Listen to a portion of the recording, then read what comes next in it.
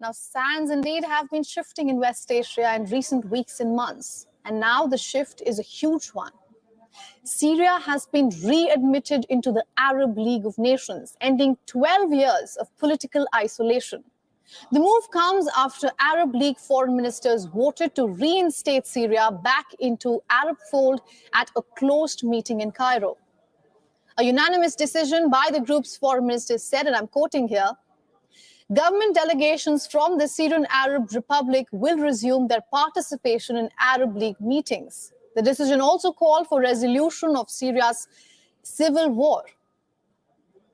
ومما لا شك فيه إن انضمام الجمهورية العربية السورية إلى البيان الختامي لاجتماع عمان يوم الأول من مايو الجاري هو تطور إيجابي وخطوة هامة على صعيد إثبات حسن النوايا وتنفيذ التعهدات وتعزيز التعاون العربي لحل الأزمة السورية. Now, all 13 of the 22 member states that were present in the meeting endorsed the decision. However, not all parties on the table have been in for the decision. While United Arab League has been pushing for Syria's readmission, others have been wary of the move. اتخذت الدول العربية قراراً باستئناف مشاركة وفد الجمهورية العربية السورية في اجتماعات مجلس جامعة الدول العربية وجميع المنظمات والأجهزة التابعة لها اعتباراً من اليوم 7 مايو 2023. Now, some like Jordan has been urging for a return with conditions attached, while Qatar has been opposing full normalization without a political solution to the Syrian conflict. According to the decision, Secretary Generals of Jordan, Saudi Arabia, Iraq, Lebanon, Egypt, and the Arab Leagues would form a ministerial contact group to work along with the Syrian government and seek a step-by-step solution to the crisis. The decision comes ahead of Arab League summit on May 19th, that is, in Jeddah. The last Arab League summit Bashar al-Assad attended was back in 2010. عودة سوريا إلى شاغل المقعد هي بداية. Welcome to another episode of Nick and CJ. I'm one of your hosts. I'm CJ. What's up, Nick? Hey, what's poppin', my friends, my family? Welcome back. It's great to join you guys on Nick and CJ. Hopefully, you guys check out the interview I did with Nelson Mandela's grandson, Stephen Nkosi Mandela. We're gonna talk about some funny ass shit today. There's a lot of funny ass shit we gotta talk about. It's gonna be a funny ass stream. Nick, Make sure you guys check out the conversation I did earlier. Make sure you guys check out the conversation I did earlier. It's gonna be a funny ass stream. What's popping today? Yeah, I was just gonna say, and absolutely check out that interview this morning. I was gonna say, man, the thumbnail was gonna be completely different. We completely was just gonna be focusing on the poll numbers of Biden, which is the other main story, the poll numbers of Biden and the cult that you see in media. Nick and I both are kind of in sync now. We were both watching the same segment on Morning Joe, like, what the hell? Yeah. So we're gonna cover that in just a moment. But I literally, Nick, I logged on to Twitter. And we were tagged on a photo, and I was like, "What the fuck is this?" And I said, because I had no idea about a wedding or anything like this coming up. I heard them speak about getting married and all that stuff, but I didn't know anything about a wedding or anything. So when I saw Kyle Kalinske, this is the first picture I saw, was Kyle Kalinske with one of the boys at or the guys at a Vanguard. I was like, ain't this about a bitch right here? Yeah. So it was a surprise to me. That's all I wanted to say. Go ahead. Yeah, we're going to get to that later. It's very funny. That's a funny ass story. Because it's hilarious the amount of people that were tagging me. Like, I have a few friends with y'all. I'm not going to say any names, but I have some friends that we were getting tagged left and right. Like, you see this shit? There were some people that heard our critique of access journalism and independent media. And they was like, man, RBN, that's kind of harsh, isn't it? That's kind of harsh. And then they see these pictures like, God, damn, these niggas right. Like, Nick, RBN right yet again, trying to tell people. And they were like, infighting. What's wrong with you guys? You're starting trouble. Why are you so mean? It's like, We just trying to tell you how it is. And it's almost like they listen to our shit, Nick, and they go, let's do exactly what they just said in their stream. Okay, guys, ready, break. But we'll get to that in just a moment. What are your thoughts, though, on Syria, just shortly? I want to share you guys something, because what's extremely, what gives me a lot of hope is the change that we are seeing in the Middle East, with Iran and Saudi Arabia willing to normalize relations. Mostly just like, obviously they benefit a lot from region, but many of these Middle Eastern countries, they're starting to wake up. They're starting to become less naive and understand they must bound together in this new world. It took a long time for that region to kind of adjust to the new reality of U.S. imperialism, because obviously there have been regional conflict for such some time. The United States manipulated and took advantage of that. We all know how they arm extremist groups in multiple areas. They took the side and help Israel bomb Syria. They fight Houthis. They actually play a part of Middle Eastern infighting. And now I'm glad to see the new generation. They're starting like, yeah, we still got issues with each other. We don't necessarily see eye to eye on things. But man, the West is kind of fucked up, aren't they? Yeah, they're fucked up. Yeah, they're fucked up. You got a common enemy. That amazing how that brings us together. And that's sort of the essence of what we, talk about. Forget all of our differences, come together as workers and go after our common enemy. So to that point, I also love what's happening. And it is undeniable the influence that China, and we talk about China. I'm starting to hear, Nick, where China stands. Not at all. Like, that's not at all who we are. We're just telling it like it is, and we do prefer China over U.S. I mean, if you're asking us if we pick one, you get what I'm saying. But go ahead. You gotta understand, the United States, when lecturing people about human rights and respecting the sovereignty of other countries, the United States has been stealing Syrian oil. Here, I'm gonna show you guys this. This from I think this is a new headline. This is not new information, but it is an example of what the activities we've been involved in Syria. U.S. occupation forces steal 33 tankers of Syrian oil. So as we lecture other countries, we just straight up bomb, kill, sanction, and rob people in Syria, right? And and they also, the United States provides weapons and support for Israel, and Israel nonstop bombing of Syria. And this story, the left needs to talk about more, because this shows the massive hypocrisy of the West. Why is Russia fighting in Ukraine? Because Russia see the threat of NATO encroachment on their border, and they see Nazis on their border going to war as a national security threat, right?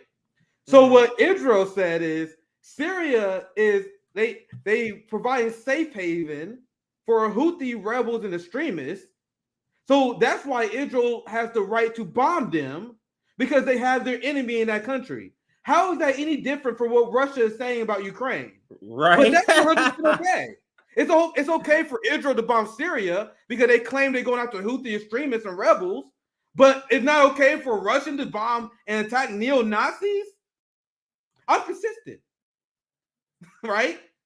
We respect the sovereignty of these countries, which the United States do not in Syria, as we see here. And now this is a story, the one I did pull up earlier, and this is what the intro. I'm glad you covered this because I had a segment on it. This is a good way to squeeze a quick segment on it. Right. Exactly. Where you have, that's why I love the intros you pick out. So this is going to be a quick segment. We just cover this quickly. The Arab League readmits Syria as relations with Assad normalized. Now, Syria has been suspended from the league since 2011. Some states sought conditions for Syria's return. Now, remember this part. U.S. official says Syria does not merit readmission. Mm-hmm. Now I have a question for you guys. Got a question. What does this name say? As far as I can read, that says the Arab League. I don't say it wrong. You guys roast me all the time for that, but that's the Arab League, yeah. Arab League, right? That's the Arab League. That is not the United States League.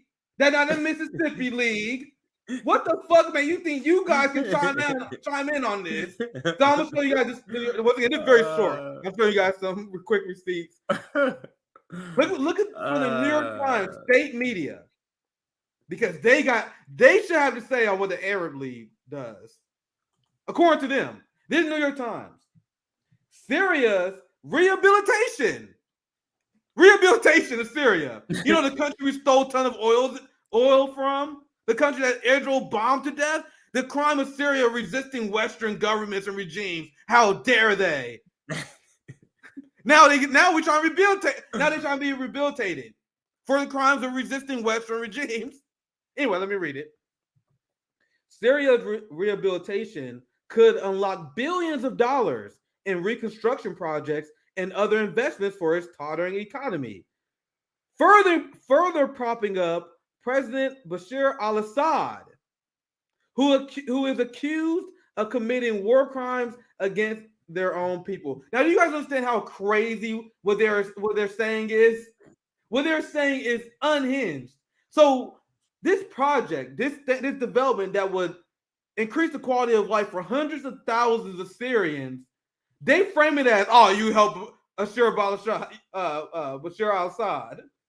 That's what they frame it as. Fuck the Syrian people, CJ. It's all about who cares about them? Bashar al-Assad. How dare you guys help him? Meanwhile, people are like, do you know how much it was helping the Syrian people? Now, this is what Aaron Mate mentioned in his tweet. This is a great tweet by Aaron Mate. Is the New York Times aware that millions of people are living inside Syria? You know, it's not just Bashar al-Assad, right? So there are millions of people in Syria who will benefit from this war-torn country finally being allowed reconstruction after being decimated in the most expensive, dirty war in CIA history. But New York Times don't care about that. They don't want any situation that helps Syrian people out because that may help Bashar al-Assad, who is a quote-unquote war criminal. So the people in Syria don't deserve any help because they are led by a war criminal, says the Americans. Says the Americans. You guys see how they speak about their enemies? You see how they speak about the war criminals of their enemies? How they have zero tolerance. There's zero tolerance if you're a war criminal outside of the United States. But you got a war criminal in the United States? Come on, man. The lesser of two evils. Come on, man. Why do you guys care so much about foreign policy? Why is that your red line? Oh, my God. I know you disagree with Mariano foreign policy. Why is that a big deal? You guys see how you see how when they talk about other countries, foreign policy and the crimes of their leader is the most important thing. You can allow millions of people to starve. You can put sanctions on countries that starve millions of people, and all that is justified because you have a war criminal. They got a war criminal government, but they want you to vote for Joe Biden. You guys see how I'm consistent? The same way they talk about our enemies is how we should talk about our government. You guys understand? The same standards should apply. So this is nothing but a good thing. That's a great tweet by Aaron. But as you see, the United States, and I have another my thoughts, my sort of, and I've been seeing the same tweets. It's funny how we picked the same stuff. I had that too, but it's good you brought it up. So yeah. I didn't have to bring it up. But Aaron does these sometimes, and Ben Norton does it sometimes, and Max. Those three, they do these threads where you can just kind of follow the story. But anyway, what this speaks, the United States reaction to this speaks to how, think about what, because the point you make, the way I would like to illustrate it is like, think about how they speak to the humanity, human rights violation. Would you consider it a human rights violation to torture millions in order to seek one person? Isn't that a human rights violation for you, audience? Like, so again, the United States is the biggest purveyor of human rights violations with things like what we call Cold War, or not Cold War, but and versus a hot war, like sanctions. But this is a great thing for this region, and this is the point. Now I was speaking until I remember the point. What I wanted to make was China's influence here is they have their fingerprints all over this. because the first domino that fell in the sort of Arab world was the peace deal they worked out. Yeah. And then sort of all of a sudden, all these deals just magically happen. Like, how would that be? All these countries with years of like war, years of a conflict, just magically weeks after the first deal that China cuts, brokers, I should say.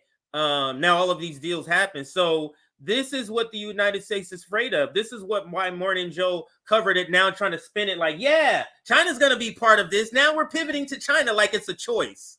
Like, you get what I'm saying? So love this. Go ahead if you had any other. Yeah, this is great. And I'll read the tweet, last tweet, and then we can get to some announcements. And then our first story. This is Ben Norton.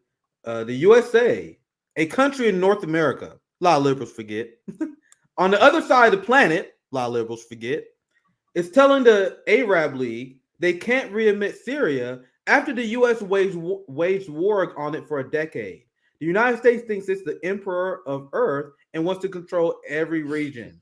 Fortunately, they're now ignoring it. So when you say China play a big part in this, like I think so many of these countries are seeing the opportunity to destroy U.S. hegemonic dominance, and they are willing to set differences aside and let that happen.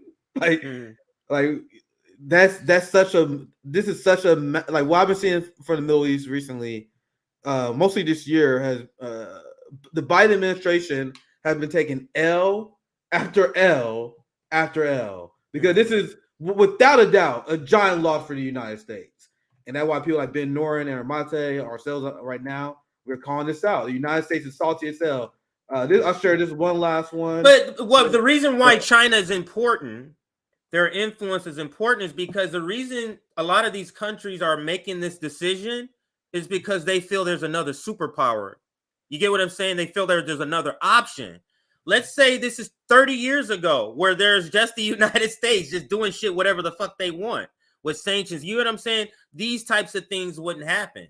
So just the influence of seeing another rising superpower, the world becoming a multipolar world, is having them say, hey, if we jump off the ship to these other bastards, at least, you know, there's some other superpowers that we can do deals with. And I believe that could be the influence, or sort of the influence, that China has here. Yeah, absolutely. This last tweet I'll read, then I'll pass to you for some quick announcements. Syria restored as full member of the Arab League after more than 10 years of isolation. The Arab countries decided to unite despite the outrage of the United States. We do not believe that Syria deserves to be returned to the Arab League for today, said this group of white. We admitted Syria. The fucking audacity of our state. But tell me more about China and Taiwan.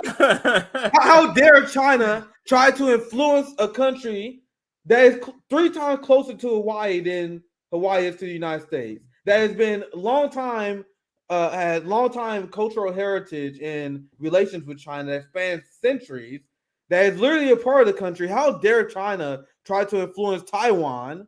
Meanwhile, the United States is trying to influence politics in a whole nother fucking region, across the Atlantic Ocean. Absolutely. You got NATO. You got NATO in Japan. NATO fucking around in Australia. And I'm like, hold up. Wait a minute. Something ain't right. This NATO stands for the North Atlantic Trade Organization. Do you guys understand that? North Atlantic. No, do you guys know what the North Atlantic is? Not in Australia, not Japan, not Ukraine. Does Ukraine look North Atlantic to you? The fuck is NATO doing over there? Questions the United States don't have time for. Anyway, I'll pass to you, CJ. They're being heroes, Nick. What do you mean? You haven't seen the latest Top Gun movie? They're being heroes, Nick. That's what white men with guns and fighter ships do. They go be heroes in other countries. Killing peasants is just to be a hero. Is just a part of the job, Nick. What do you mean? I mean, I guess you're right, CJ. I played Call of Duty. I played Call of Duty like growing up. In Call of Duty, man. Based on what I've seen in Call of Duty, these soldiers, they go and they liberate the shit out of people. That's what I've seen in those games that are certainly not Pentagon propaganda. Certainly not. Anyway, All right, so a few announcements here. We haven't been in announcements actually a while. We haven't been doing regular. So let's check out our Substack. If you want to get on our Substack and get reminders when we go live or we drop clips, you can join our Substack for that. We also anticipate writing op-eds this year, so that'll be another reason to join our Substack. And you also get access to our Discord through our Substack. And the next thing, 33,900, I believe, is where we're at now. So let's update this. 950, I believe it was. So welcome everybody who are brand new. Make sure you double check everybody each time you come to make sure you are still subscribed, because YouTube has been known to unsubscribe some of our people. And for those that are new, just to let you know, we have memberships, $3.99 on YouTube. And scrolling at the bottom is always our fundraiser, raising money for our editor. And the last but not least, before I pass it to you, Nick, for this first story. I mean, we have the same clip, so either one of us can start this. So if you want, you can start this one. Yeah, I can do. You can get the clip. I'll let you share the clip. Yeah, I can pull the clip and you can kind of get it started. Go ahead. I would like to call it a friendly competition between me and CJ. Yeah. CJ believes that Joe Biden is screwed. Correct me if I'm wrong on this. But I heard your opinion. CJ believes Joe Biden is screwed. I said, I think it's 50-50. I think people are giving Trump too much of a chance. We talked about this a little bit on the Due Dissidence, Harlan. Oh, yeah. Harlan Super Show. So thus far, CJ seems to be right. We see. Because this new poll came out over the weekend, and it has liberals in absolute shambles. Absolute shambles. Now, there are things I care about being right about, right? I enjoy being getting a lot of things right. Electoral politics is fucking whatever. I still think Trump can choke this shit away, but it's not looking good for Biden. And there's this Fox clip. I don't know if we're gonna get to it today, because I want to get this timestamp particularly because I don't want to watch the whole interview. CJ did this Fox interview that released this morning where they was talking about the poll. And they was obviously super giddy inside about the poll. And they said something interesting. They said, well, what Republicans need to do, and whoever this person they invite on Fox News, one of the few that actually fucking get it. She's like, what Republicans need to do right now, I know you guys have your values. I'm not telling you what to think, but we need to drop the woke shit. We need to drop the woke shit. We need to focus on economy right now. I gotta find the timestamp. I might do another segment. But she saw their polls that show that Republicans anti-woke trend push is actually backfiring. like our reaction, unlike the MAGA communists, we've told MAGA communists that the anti-woke movement is just gonna turn workers off because workers think you're insulting their intelligence. Obviously, you got the far right, super religious people that are all for it, but most people just trying to pay their bills. And they see you pondering with them with dumb social issues that don't really give a fuck about. So this Fox reporter was like, Republicans need to avoid that shit, especially now, because you got Biden down 5 after Roe, fam. After Roe, Republicans will run on Roe like a motherfucker. Mass shootings every goddamn day. Still -5 for Democrats. Now there are many ways. I'm actually interested in see what CJ thinks on this as well, because CJ has the advantage. You know how bad you gotta be, Nick. You know how bad you got to be that if you go off of the Democrats' description of the Republicans, they're fascist, warmongering, haters of the United States, but you're only 5% away. Like, tell me, how is that possible if you're providing any sort of level of any sort of more than a crumb to anybody of the working class? That you could easily win. This will be like FDR numbers, Nick, just back to back, or Eisenhower wins. But because the Democratic Party doesn't provide anything but the same thing as the Republican Party, just niced up, this is why it's so close, Nick. And I don't know, well, obviously, because this is sort of like a globetrotter Washington General kind of thing. This is the dance that they're playing. They can't offer anything too good. You get what I'm saying? Because then everybody will hop on and expect that those things to actually happen. So this dance that they're playing is not working well for them, though, Nick. It's not working. And I got one of the clips ready whenever you're ready. Yeah, with that said, how long into the GOP, like, hold on, we got to do some stupid ass shit. We can't pull it too far ahead. That's true. That's true. That's my theory. Like I say, so theory, you could end up being right because, like, to your point just now, like, and to both of our points, it's like once one party gets too far ahead, they go, wait, fuck up. That the other party fucks some shit up, and then it brings it back. So go ahead. Yeah, this is the Paul referenced earlier just to show my work. And once again, there's a segment later. I don't want to play because I don't play the whole clip. I just want to play the part where she says that because it's very fascinating. Where even Republicans are like, man, this woke war is not really working. And I want to ask your opinion about why that is. This is the poll that showed that most Americans they view it as a positive. They roll their eyes at the woke war that they are waging. And you can get the clip ready, but why do you guys think Biden is struggling the way he is? I know, obviously, I'm a foreign policy nerd. Maybe I put too much stock into it, but I think the Ukraine war is playing a giant part of this, guys. Like, I want to hear feedback.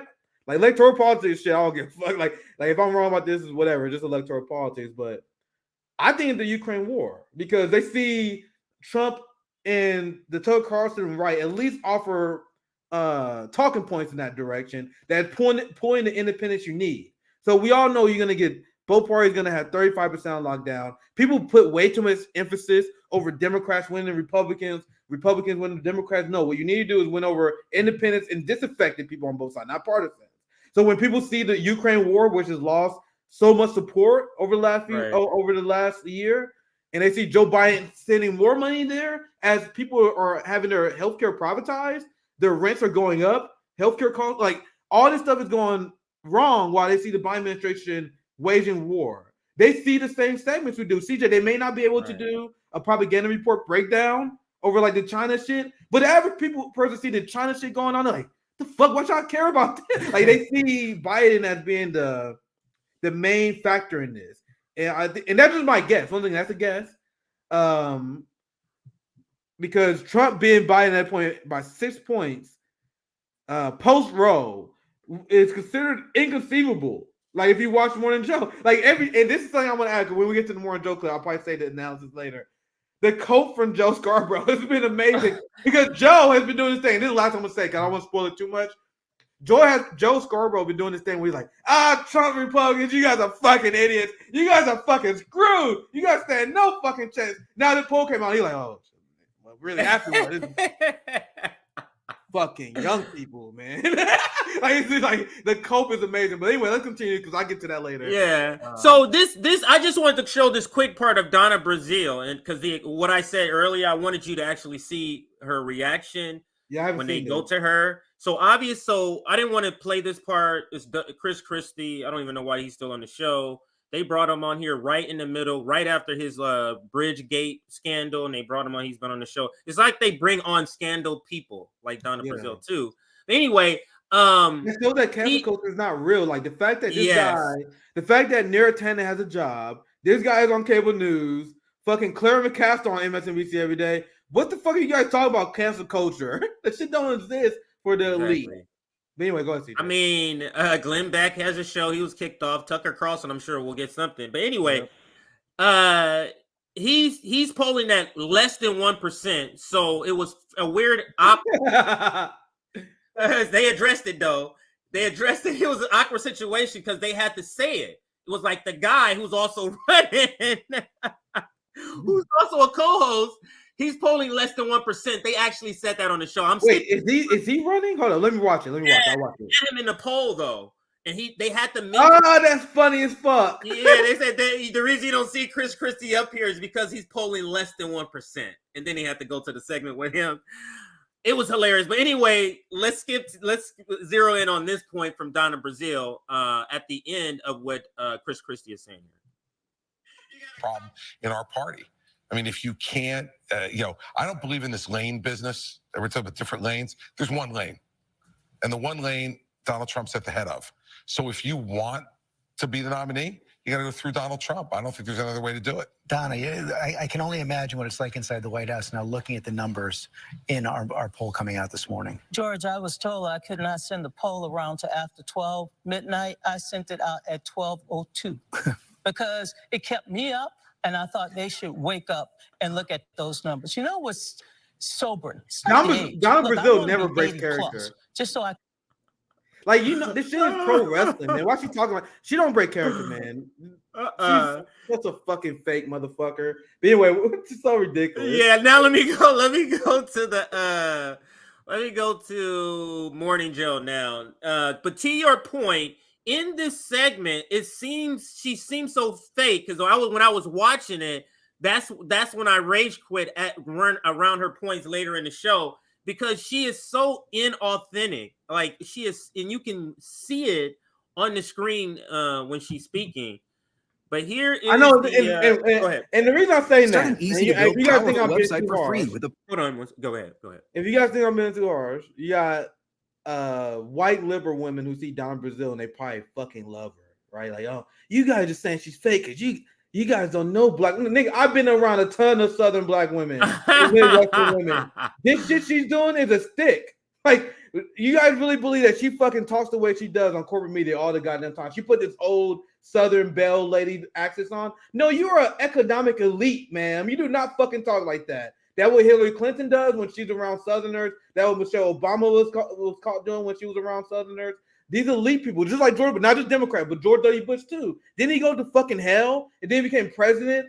Yale or something, and then he became president. Yes. And then also he got a Texas accent. I don't fucking believe that Donna Accent has this fucking accent that she always fucking do. They always put these characters on, just like pro wrestling. If you watch pro wrestling and you hear Macho Man Randy Savage speaks, he don't sound like his character. They put on the character voice. And that's what they doing. said. Anyway. I've heard that about George W. Bush, that he doesn't have a Southern twang in real life. He played it up in that. Not to say that he qualified to get in Yale. We all know he was grandfathered in, white privileged into the. But anyway, correct me if I'm wrong, but I think he's from like the East Coast, isn't he? Upper East Coast. Oh no, George Bush? Yeah, am I wrong on that? Anyway, I don't know where he grew up. I couldn't even tell you. Yeah, I gotta look that up. But anyway, the whole thing is people that knew George Bush, they saw his character later and they're like, wait, that's not the George Bush I knew. Like he's a dynasty prep kid. Like he was obviously like an average student, but he was like elite academia, like ruling class. Like he got all the etiquette down, all this shit down. But then he became a politician also, and he's got a Texas accent. Like, get out of here. All right. Here's New England, according to Nancy. George Bush's family from New England. Oh, okay. Okay, so that is that area. It's sort of that area. What? So we have to let the audience know it's kind of weird how they have it broken up. So it's one segment, but they have a commercial in the middle of it. So I will have to fast forward it a little bit when we get to that part. But of course, this is great. No, but you can break. I'm saying this is Joe Scarborough reacting to the polling, and I want you to pay attention to Joe Scarborough's body language because I was watching it. Because I want you guys don't watch this like I do. So for the last year, at least, especially since the midterms, remember when they say Republicans quote unquote underperformed in the midterms. Even though I don't know why Democrats would be happy about losing the popular vote to the fucking fascist Republicans. But according to Morning Joe, this was a great thing for Democrats, horrible thing for Republicans. Ever since the midterms, this boy Joe Scarborough been out here talking shit every goddamn day. Like, Republicans, this is why you lose. Trump never going to beat Biden. In fact, I hope Trump is the nominee. Biden going to destroy him. This poll comes out, watch his body language. This motherfucker knows his audience going to realize he was lying to them. Well, anyway, that's my free face. Hey, you know, George Stephanopoulos on that this week. You know, on camera, he says, "I don't believe this poll." He said that on camera. All right, here's Morning Joe.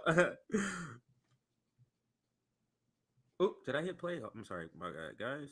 The sound is what I need to turn Announced up. his re-election campaign. Polling shows President Joe Biden's approval rating has hit a new low.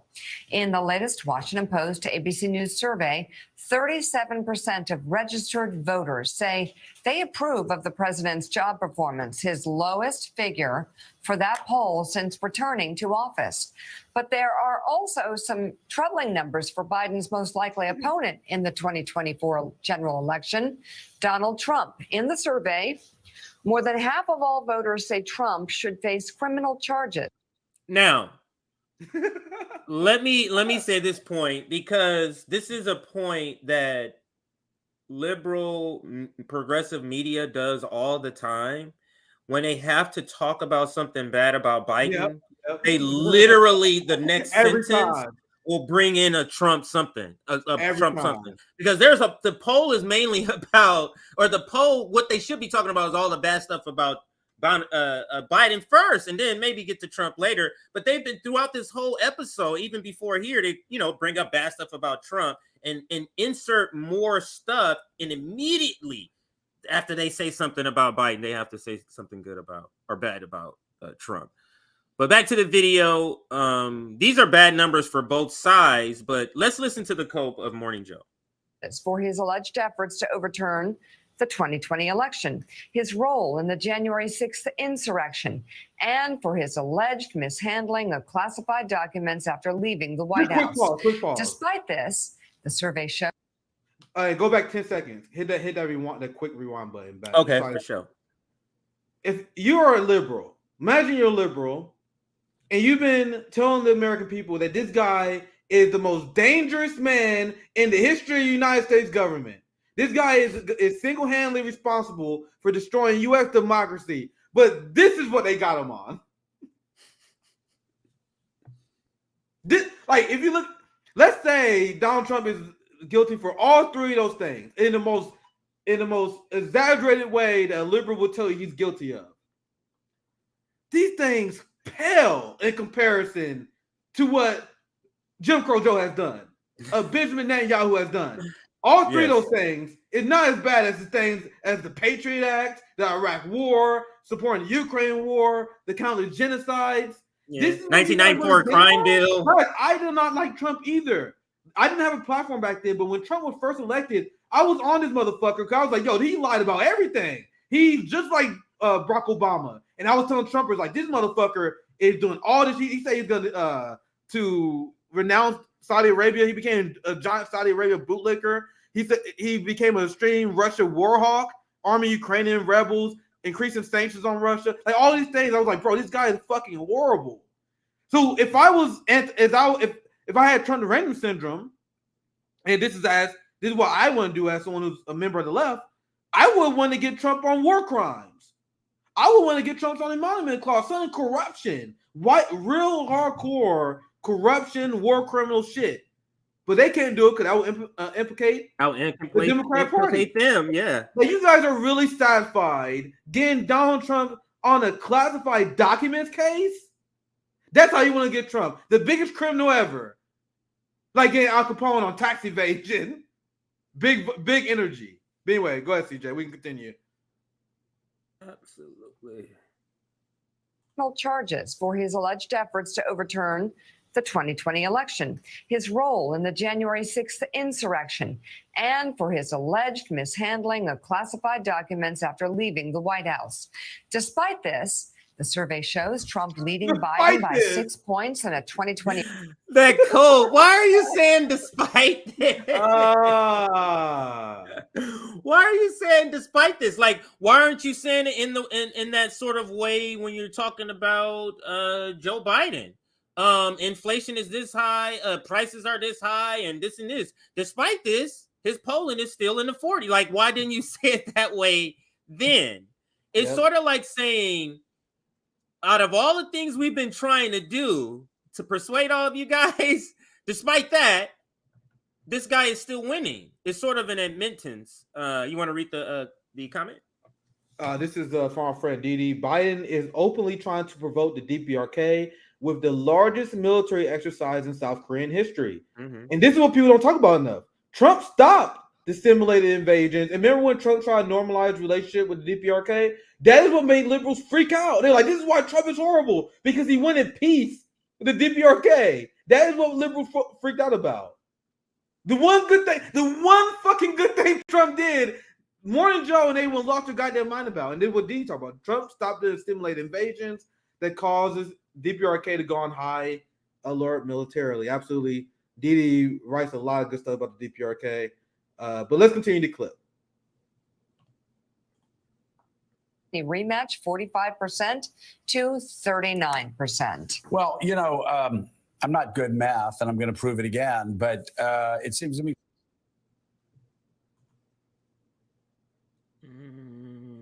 Yeah, hopefully we get it low. But this is the funny part, because this is when you see Warren Joe Cope, instead of analysis Charlie on why Sykes, Joe Biden is so unpopular. If 55.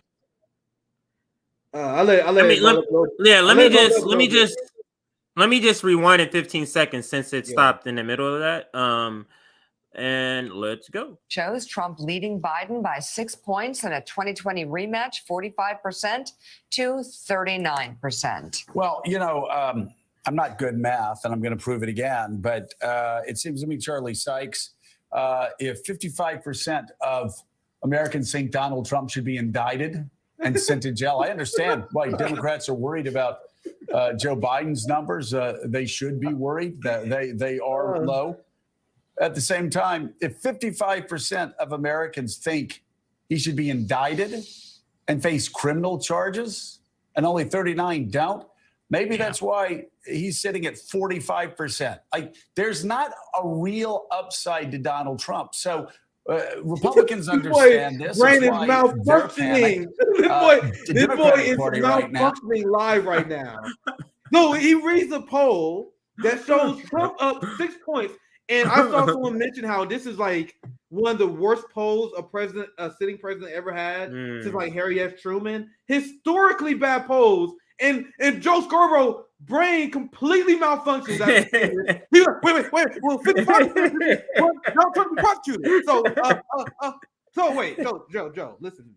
Just because 55% of Americans want Trump to be prosecuted do not mean Biden's going to get more votes than Donald Trump. Those things are not related at all. Nick, on all the mornings, on all the talk shows, this is the very point every single one brings up. This is the point that George Stephanopoulos says, this is the reason why I don't believe that other poll. It doesn't make sense. How can you want somebody to be arrested and go to jail? He added the go to jail part, which is not in the poll. How can you want somebody to go be arrested and then you want him to go be president? He was like, this doesn't make any sense. They can't wrap their mind around that the American people treat all of them as criminals. This is so funny. But let's continue, because the meltdown continues. There's a lot more we're going to add here later anyway. Oh, man. Now, everywhere I go, everybody's also panicked about Joe Biden. So I just wonder, Charlie, everybody keeps saying this looks like the race we're going to have. And I just have to ask right now, is it? Yeah, I'm afraid so. I'm afraid that we are stuck with this. And by the way, I think that both parties are right to panic. I think they have reasons to be very, very concerned. Look, I mean, this poll may be an outlier and it may be early, but this also needs to be a wake-up call that this is really possible, that it is possible that Donald Trump could be elected president with all that means and all of the implications of all of that. It also exposes, I think, Joe, and you know what? It's a feeling of frustration of all the work. Imagine if you did all this work and you didn't have reap anything. So it's like, wow, all the nights I spend up practicing my propaganda lines about this, about January 6th, and you telling me he's up by 6, even outside 2 points off the margin of error. It's like the feeling like, oh my God. So go ahead. You're going to speak. No, because I don't remember. It was a live stream maybe a few months ago where we made a point where if you watch a lot of these reporting, they will say like, according to this bullshit poll, 80% of Democrats are concerned about January 6th. And they talk about it and they are so happy because it's almost like an affirmation of their work. Whenever people say that, they think they would be reading these Democrat Party partisan polls, it's an affirmation you're doing your job. So this hurts because this shows that they're losing the narrative war. even after Roe v. Wade. And Joe Scarborough is hoping his boomer audience forgotten everything he said like before this, because this dude, if you have not been watching, especially since the midterms and especially since Roe, and then because the mass shootings, he also be using that too. He was like, bro, the Republicans are so screwed. They so out of touch. He did a statement just recently. You probably saw it too, where he was like, man, people underestimate Joe Biden so much. He is so underestimated as a president. There's no way that Trump, who is so hated, like you was so sure. Now this poll comes out, devastation. We can continue though, because there's a lot to react to. All right, let's go. All right. And Mika, I think it exposes the hollow men of the Republican Party who have been so reluctant to actually call out Donald Trump's unfitness, because they've been basing a lot of their critique on the fact that he's unelectable. Well, that whole argument, that Donald Trump can't win, that's kind of being blown up at the. You realize mid-sentence, Nick, he knew I'm a propagandist. I gotta adjust this truth that's about to seep out of my mouth. He was about to say. He was about to say, you say him not electable? This poll clearly proves he is still electable. He softened that. He's like, it kind of says, you know what I mean? He had to soften what he was going to say. And now hit that quick rewind button, because I want you guys to see the full framing of this, because he actually going to make a good point on this here. But you see how he blames Republicans? The part where he blames Republicans is a bad point, but you're going to bring a good point after that, and you're going to see here soon. But he said, well, this is the reason why Trump is being Biden, the reason why he's doing so well is the failure of the anti-Trump Republicans. So he's making the argument that the anti-Trump Republicans are not effective. Now, listen to it. Now, the argument is slightly flawed, but I want you guys to see the point he's making. Let's play real quick. Really possible that it is possible that Donald Trump could be elected president, with all that means and all of the implications of all of that. It also exposes, I think, Joe and Mika, I think it exposes the hollow men of the Republican Party who have been so reluctant to actually call out Donald Trump's unfitness, because they've been basing a lot of their critique on the fact that he's unelectable.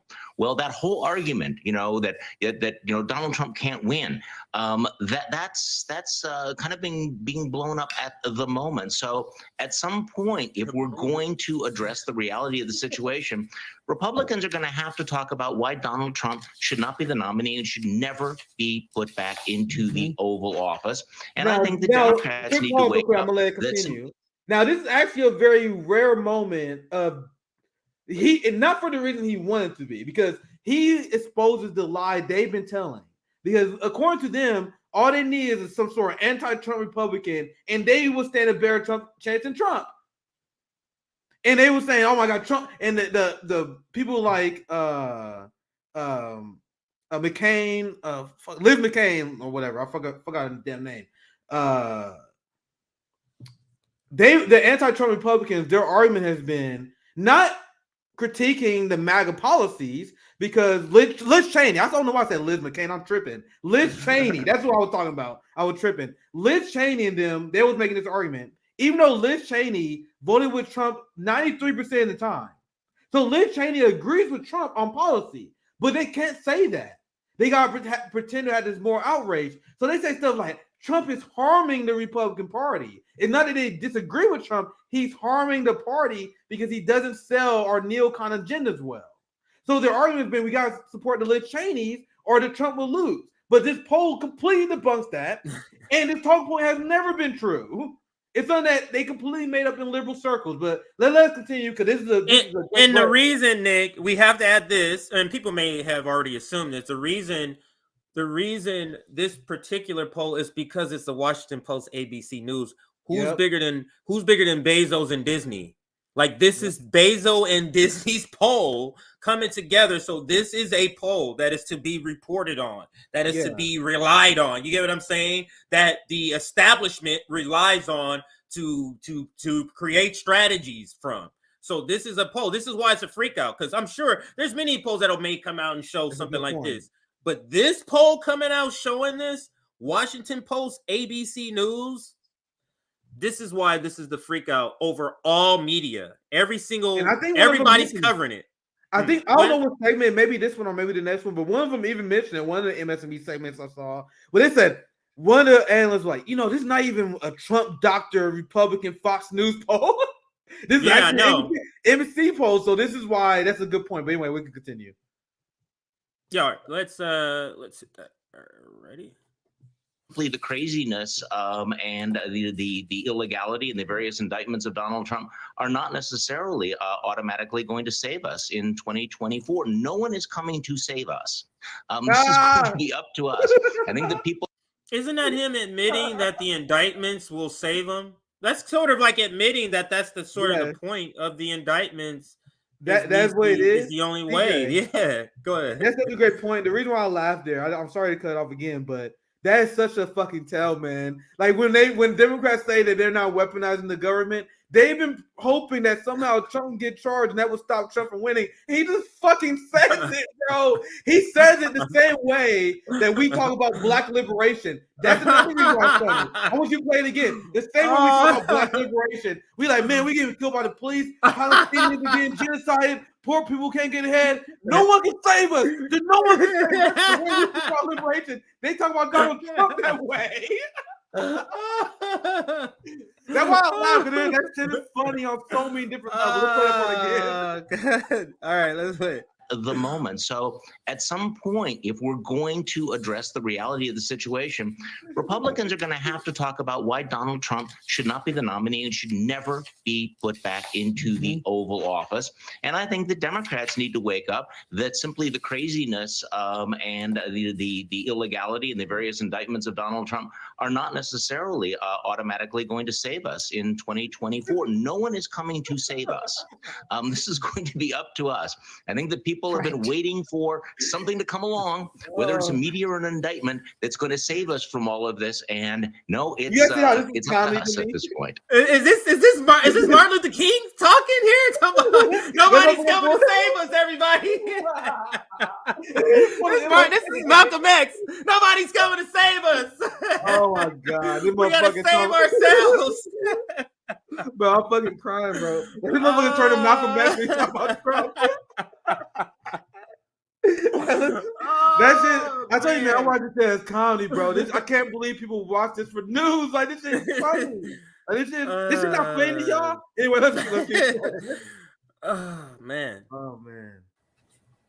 It really is. And Charlie, in your latest article in The Atlantic entitled America's Lowest Standard, you really, I meant to bring this up because this article may dive into some more nonsense cringe. Maybe we'll report on it later, but I do want to bring that up. America's Lowest Standard. That might, just off the title, I'm just assuming that has to mean the American standard. We're bringing our standard down. We're bringing the presidency down by lowering the standard and bringing this guy back to office. That's what he's trying to do. What I assume. Back to the video. Crystallize the situation. You write in part, the twice impeached, defeated former president has been indicted on multiple felony charges and may face more. He is a chronic liar and a fraudster. He also played a role in fomenting the January 6th insurrection. Trump has called for the suspension of the Constitution and dined with a white supremacist. And he traffics in racist invective and conspiracy theories. That boy, that's a liberal. That's an all-star liberal paragraph right there. You see the two paragraphs that play right there? This boy hit all the hits. Hits. And how many sentences did he use? He used maybe 5 sentences. It took him 4 sentences to hit all the big liberal talking points. Now, this is why he writes for the Atlantic. This expert level propaganda. You see how seamlessly he goes through the liberal talking points? Some people stumble their way through it. Some people are unsure. No, this motherfucker is 100% confident. He got this shit down packed. This is this liberal Twitter bullshit here. And now liberals wonder why aren't you guys outraged that there's a twice impeached president who was indicted running for office? And what they don't understand is that we do not respect nor give legitimacy towards the weaponization of the United States government. Right. If this was not political, and that no one's above the law, they will go after George W. Bush. But they don't go after George W. Bush because he's a Democratic Party ally. And also, most importantly, he's no longer a threat. If George W. Bush was talking about running for Senate, and let's create an alternate reality, right? Let's create a reality where he wanted to run for senator and he was somewhat popular. Like that's why that would never happen because he was too unpopular. But let's create that alternate reality. If that happened, they 100% would have went after him. But he's not a threat. He retired. He painted pictures of new women or some shit, right? So he's not a threat. So that's why they don't go after him. Anyway, let's continue the video. There's a lot more. But this is also a list of their work, Nick. Yep. Twice impeached. Like, this is a list. This is them recalling January 6th, multiple felony charges. Like, this is their work. It's not working. And he's this a is chronic like liar. Yeah. He's a chronic liar and a fraudster, unlike Joe Biden, who we know had the utmost integrity. Unlike Nancy Pelosi, who has the utmost integrity. Who they think they fooling? Let's continue. And that's the thing. It's not that he's not a bad person. It's just that you guys aren't any better. Like, you guys aren't any better, so we're not going off your word. So that's sort of what it means. And it goes on. He says he wants to suspend the Constitution, but this part, when I was listening to this segment, Nick, and they said dine with white supremacies, I was like, and what's your point? Isn't that sort of an American tradition? I don't get the point. They all white supremacists, as far as I'm concerned. Yeah. Also, let's announce it, let's decolonize our mind, and let's break the liberal bubble, right? Look, Trump has called for the suspension of the Constitution. I am asking you guys what that means. I'm asking you guys what does that literally mean in terms of politics? Because I can tell you what it means to actually do that. Let's say you was prosecuting journalists. I don't know, someone like Julian Assange, for example. Let's say you try to create a precedent where the police can disarm people without probable cause, which the Supreme Court struck down. You guys know that? The right-wing fascist Supreme Court saw what Joe Biden was trying to do. They said, what? No, nigga, we can't do that. That's way too aggressive. And so what was happening was the police was disarming poor people and black people, even though they wasn't being charged with a crime. Civil asset forfeiture via guns. But liberals support that. The Biden administration was fighting for this, and they lost at the Supreme Court. And the Supreme Court cited that was a direct violation, not only the Fourth Amendment, that's a violation of the Second Amendment as well. So let me rephrase this sentence to you. So isn't that Biden calling for the suspension of the Constitution? That's him attacking the First Amendment because he's attacking Julian Assange. The Second Amendment because he's trying to disarm black activists and the black community using the police. And the Fourth Amendment, which the United States violates all the time with the Patriot Act. That shit, the Fourth Amendment at any given time stays violated. You guys know that, right? So, but in this article, in this liberal media, Trump is the only threat to the Constitution. Decolonize your mind. Do not listen to liberals say that. Both parties don't give a shit about the Bill of Rights and they stay in the Constitution. Anyone who believes they do, wake the fuck up. That's a childlike view of the world. Like, you gotta tell me the fucking tooth fairy is real. What's next? You fucking put milk and cookies out in a claw? You do that too? Like, you might as well. Like, if you believe that any of the parties care about this quote unquote Constitution. Which right wingers, they're like, oh my God, we got this amazing Constitution. Other countries do too. You guys know that? Fucking these patriots, oh my God, no, there's no document like the American Constitution. No, nigga, that copied off the Magna Carta, bro. Fucking dumb Americans. Every country got a Constitution, but our Constitution doesn't apply. But people are still patriotic to this fucking country. Get the fuck out of here. That's a side rant. Let's continue.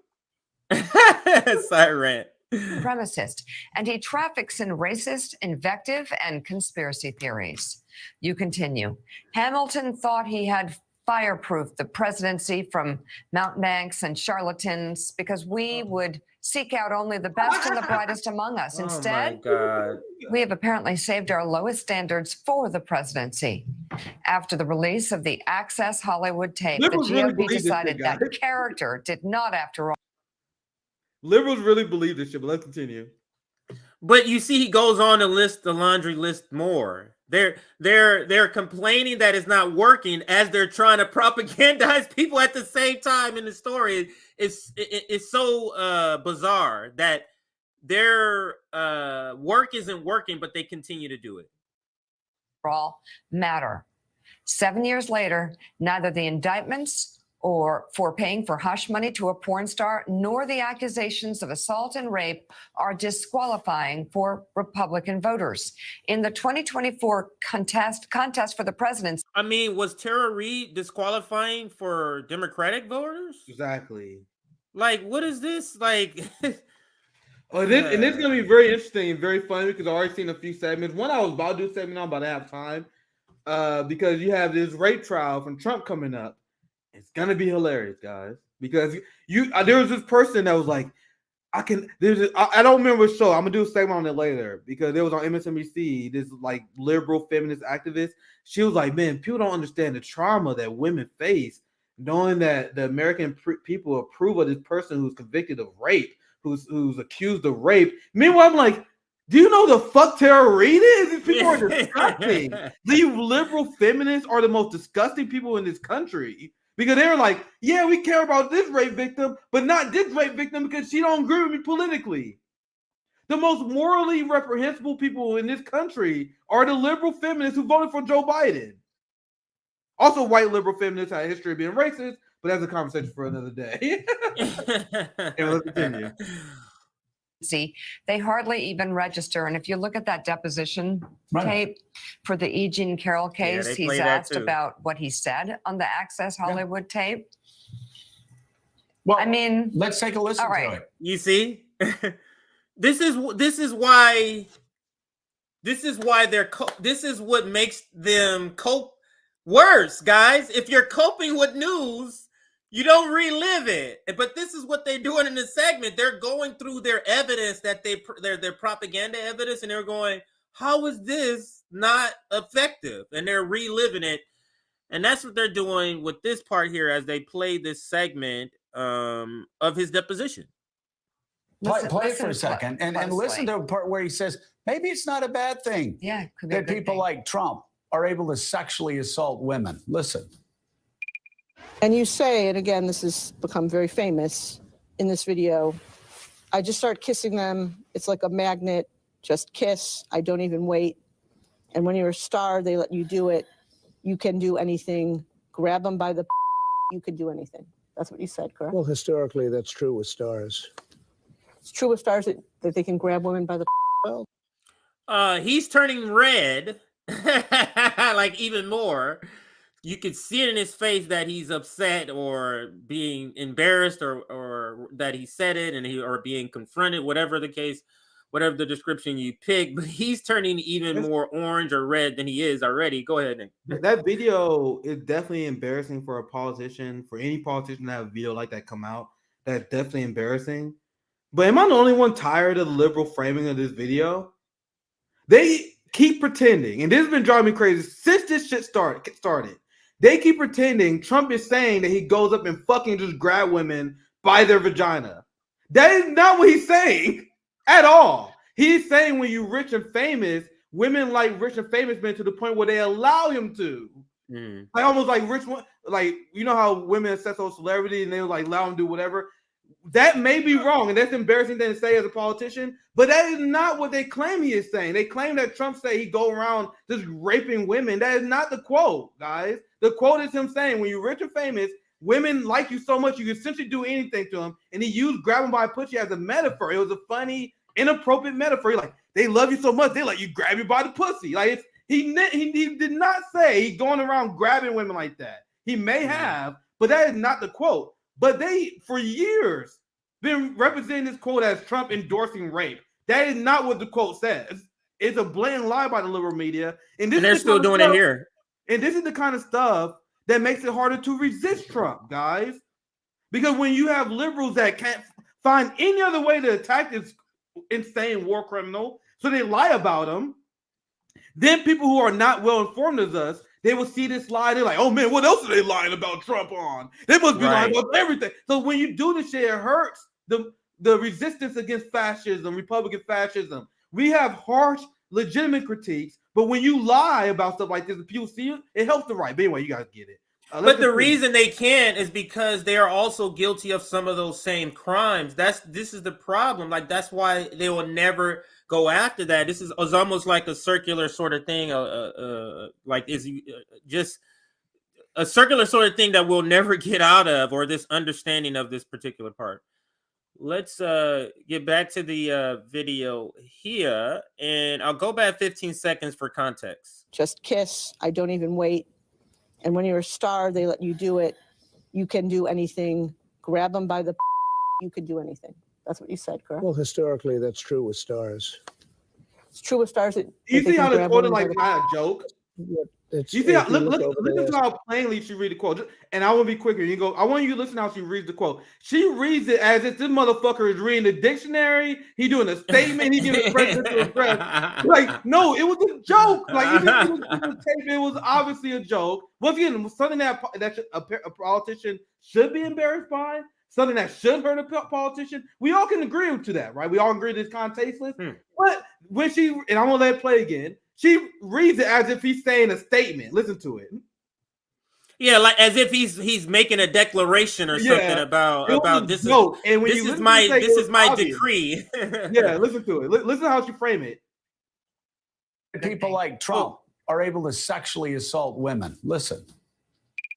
And you say, and again, this has become very famous in this video, I just start kissing them. It's like a magnet. Just kiss. I don't even wait. And when you're a star, they let you do it. You can do anything. Grab them by the monotone she you reading can do that? anything. That's what you said, correct? Well, Look, it almost when the way she read it, it almost like he's doing a confession. Like, yeah, this like it's not a joke. Like, that's completely not the context to say those quotes. But anyway, let's continue. I just want to make that point. It's true with stars that they can grab women by the. Well, that's what it's. If you look over the last million years, I guess that's been largely true. Not always, but largely true. Unfortunately, That's dumb. Trump, why the fuck would Trump say that? That's dumb. That's dumb. But why would Trump say that? But it's that's one of the things that hurts a politician. But the framing from the liberals is still like Trump could easily say, "Well, I would do it. That'll make more sense." What he says there is ridiculous. Why would you say that? Like, I'm like, why would you say like it actually is true that women? No, you don't say that, Trump. Why the fuck would you say that? Anyway, let's continue. Why the fuck would you say that? It almost like Trump by the framing of it. It almost like Trump buys their framing of it. I think you can say that, yeah. Yeah, so he takes what he said with Access Hollywood, and Elise, he says, well, maybe it's a good thing.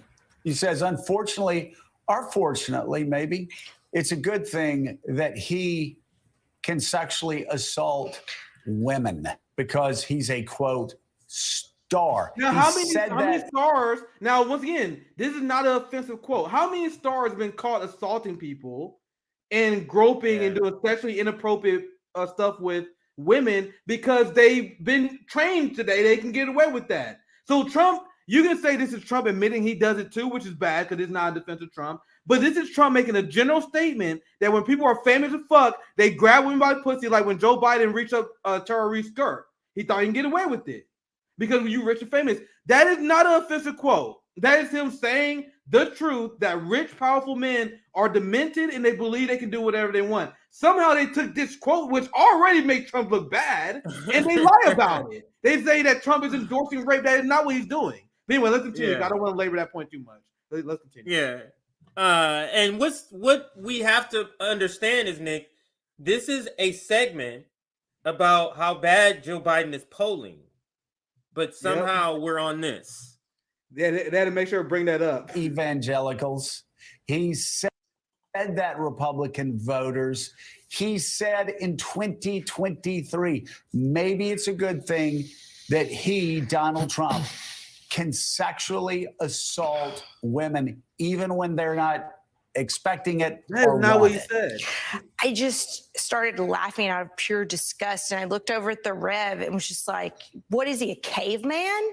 Saying men have done this for 1 million years, so why not just keep going forward with it? I mean, that showed such an absolute lack of remorse and no growth whatsoever, which I think is kind of par for the course with Donald Trump and what we need to expect and brace ourselves for over this campaign cycle.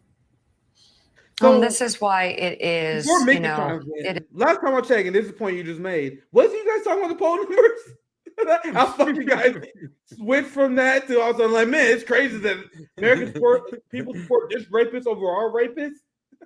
Anyway, let's continue. it is very, very complicated moving forward covering this nominee who is now indicted and is seen on a deposition. I mean, along with all the things that Charlie listed in his piece, and that doesn't cover everything, but this is a man who talks about in his deposition his type and how E. Jean Carroll was not his type. So therefore he wouldn't rape her? I'm confused. He confused her for his wife. He confused her for his wife in the pictures, and then in a flash of anger tells the attorney who is deposing him, "You're not my type either. You're a disgrace." I mean, it's just, this is your guy. This is the evangelical choice. This is your guy. This is the Republican Party's choice. And by the way, you'll This is vote shaming on the Republican side is what they're doing right now, Nick. They're trying to shame these. They're trying to shame these voters. But to your point about Joe Scarborough's body language, this is completely like out of character for him not to be a little more animated. You can tell that the story, the actual substance of the story, is depressing. Like the work that he's done in talking to the ruling class and trying to in quell their fears about Donald Trump has not worked. And he's having to. And that's a good point. Because if you watch the show enough, you see Joe. There's a reason why he got that position. He got pep in his step. He always got a lot of energy. Yeah. Now, like, it's such a clear difference here. This is such an L for him. Let's continue. people are going to look back, and they look back on Bull Connor and they go, how did that happen? They're going to look back on Texas and the guns and the gunfire. They're going to look back on Donald Trump. They're going to look back on the heinousness and the racism and the white supremacy and everything else. And they're going to look back at the voters and say, now, why did these people allow Bull Connor to continue to be police chief in Birmingham? Why did they allow Donald Trump, when he bragged about in 2016, or the tape came out in 2016 and again in 2023, that maybe he had the right to sexually assault and abuse women? And he's a front runner. That's not what he said. That's not what he said. That's 55% of Americans. Now he's going to go to the black voice in this, Nate. And that is represented by Al Sharpton. That's represented by Al Sharpton. I think that Donald Trump should be indicted. We're all looking at Joe Biden's low numbers, and we should. Democrats should. They're freaked out. They should be freaked out. But Republicans, they got a candidate that's got 55% of Americans thinking that he should be indicted, arrested, and sent to jail because of January 6th, because he tried to rig the election, and because the classified documents that he refused to return to the United States government. That ain't holding that's not, nobody's sitting in the Republican Party at the table holding four aces there either. No, what is alarming, if not frightening, is that 55% of Americans feel that he should be indicted and prosecuted, yet there's no movement in the Republican Party to really deal with stopping him, and you can't come up with a candidate. Why would they do that, sir, if he is leading the poll? For the sake of democracy, Nick. For the sake of democracy.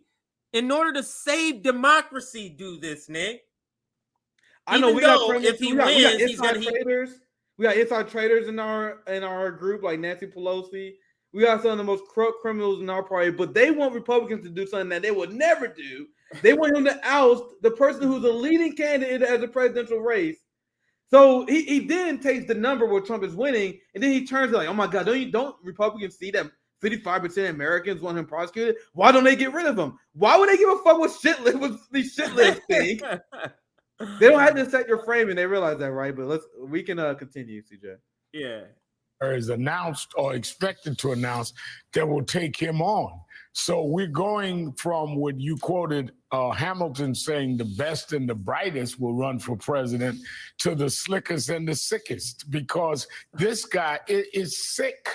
It's always been the slickest and the sickest. Have you heard of Bill Clinton? Have you heard of Ronald Reagan?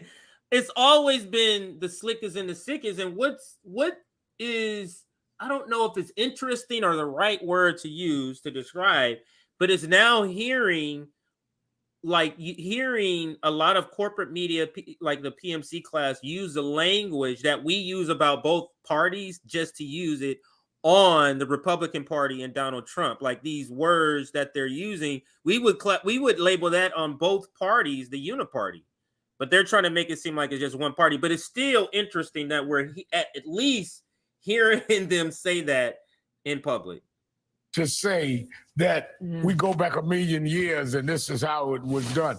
I mean, this is real madness for someone to openly on a deposition. Let's remember now, he's under oath knowing he's being taped. And for him to say this an hour to even entertain that this man should be the leader of the Western world, and his own party won't stand up to it. His own party won't save us. You guys know how pathetic this sounds to any normal person who's not a Democrat? So they show a poll where Biden is losing to Trump, and now Al Sharpton and Joe Scarborough said, "Oh my God, why won't the Republicans save us? Oh my God, why won't you guys deny him the nomination? Dude, why won't you guys do the thing we did? We saved y'all from Bernie, save us from Trump. Y'all owe us one." That is what they did. We saved y'all from Bernie. Opposition to bail you out. You're bailing the opposition to bail you out. This is pathetic.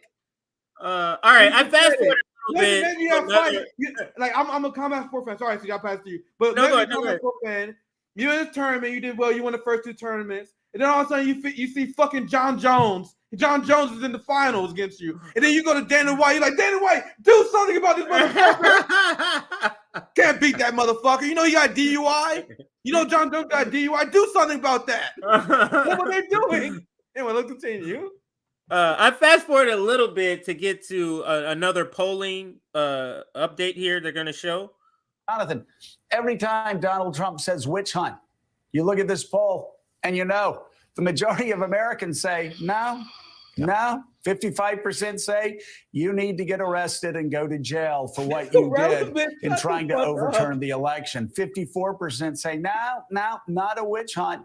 You need to be arrested, indicted, arrested, and sent to jail for what you did in relationship to the January 6th insurrection. One more time. I'm going to say this one more time and I want to continue. 55% of voters wanting Trump to be indicted has nothing to do with the fact that Joe Biden is scheduled to get less votes than Trump. Those things, both things can exist at the same time. You can have 55% of people that want Trump to be arrested, but Trump will still get more victory. Like, how is this a hard thing for these people to understand? Let's continue.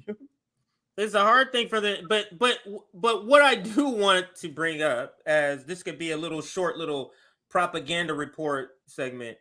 You notice, Nick, in this segment. Now, because we brought it up. Now, this segment is about polling. Why do they keep doing that? Because this is propaganda. This is not about information. This is about convincing and changing minds. Now, you notice it's not a like they don't have any other graphics to show. Why they keep bringing up this graphic and not the other poll? You notice they showed the other poll of him beating him by 7 points only once, but they keep showing this poll. Yeah, absolutely. They keep showing this. They keep the visual is to show this. The visual is to show this. This is how they're trying to get across the message, and they're not even talking about the polling. And they're talking about events that happened long time ago. It's all about trying to convince people. Go ahead, Nick. And you see the framing is one, why won't the Republicans save us? Second framing is 55% of American people want Trump to be indicted. But why don't you guys ever bring the fact that despite the fact that Americans hate Trump as much as they do, he's still doing better than Biden? So why aren't you asking the question, what is Biden and the Democratic Party doing wrong that make them so unappealing they're losing to a guy that 55% of Americans think should go to prison? You know, that question never comes up.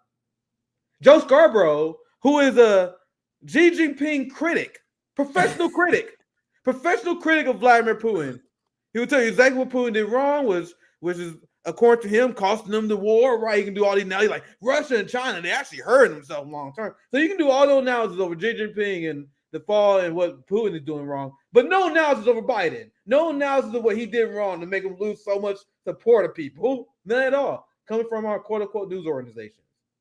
Let's continue. 54%. And the classified documents case, lying to the feds, obstructing justice, 53% say yes. And look at that, 39%. Only not even 4 out of 10, Jonathan, not even 4 out of 10 would tell a pollster that he should not be arrested, should not be indicted, should not go to jail. I mean, I'm sorry, if you're a Democrat or you're a Republican, Biden's behind right now in this one poll. This boy is all over the place.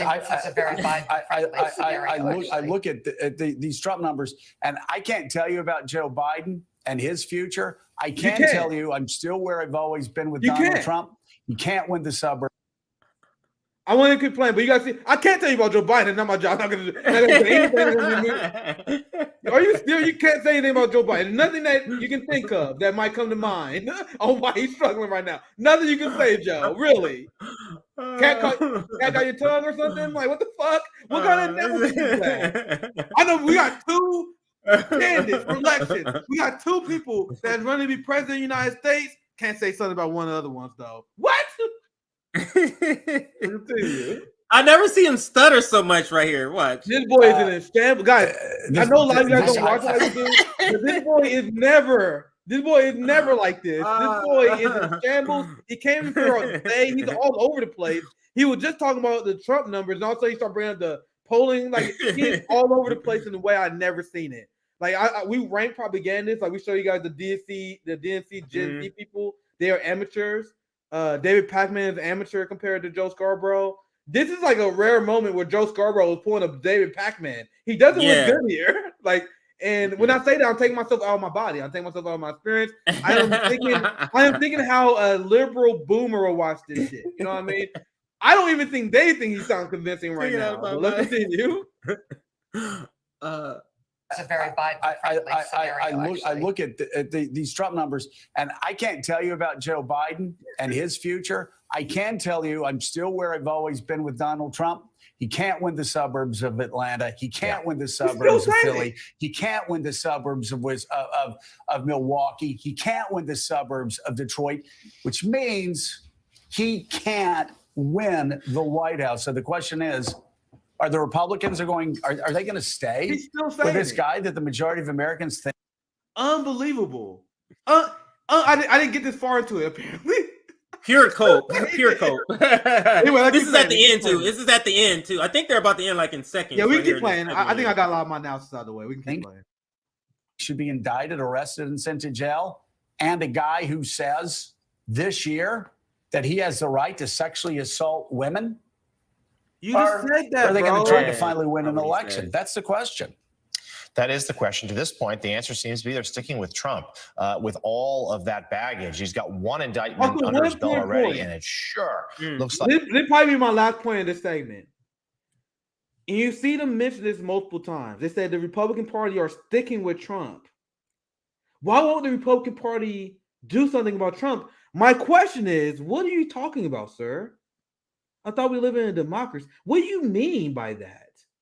You see how Democrats are like, man, if we have an end deplorable like Bernie or someone else running in our party, we do something about them.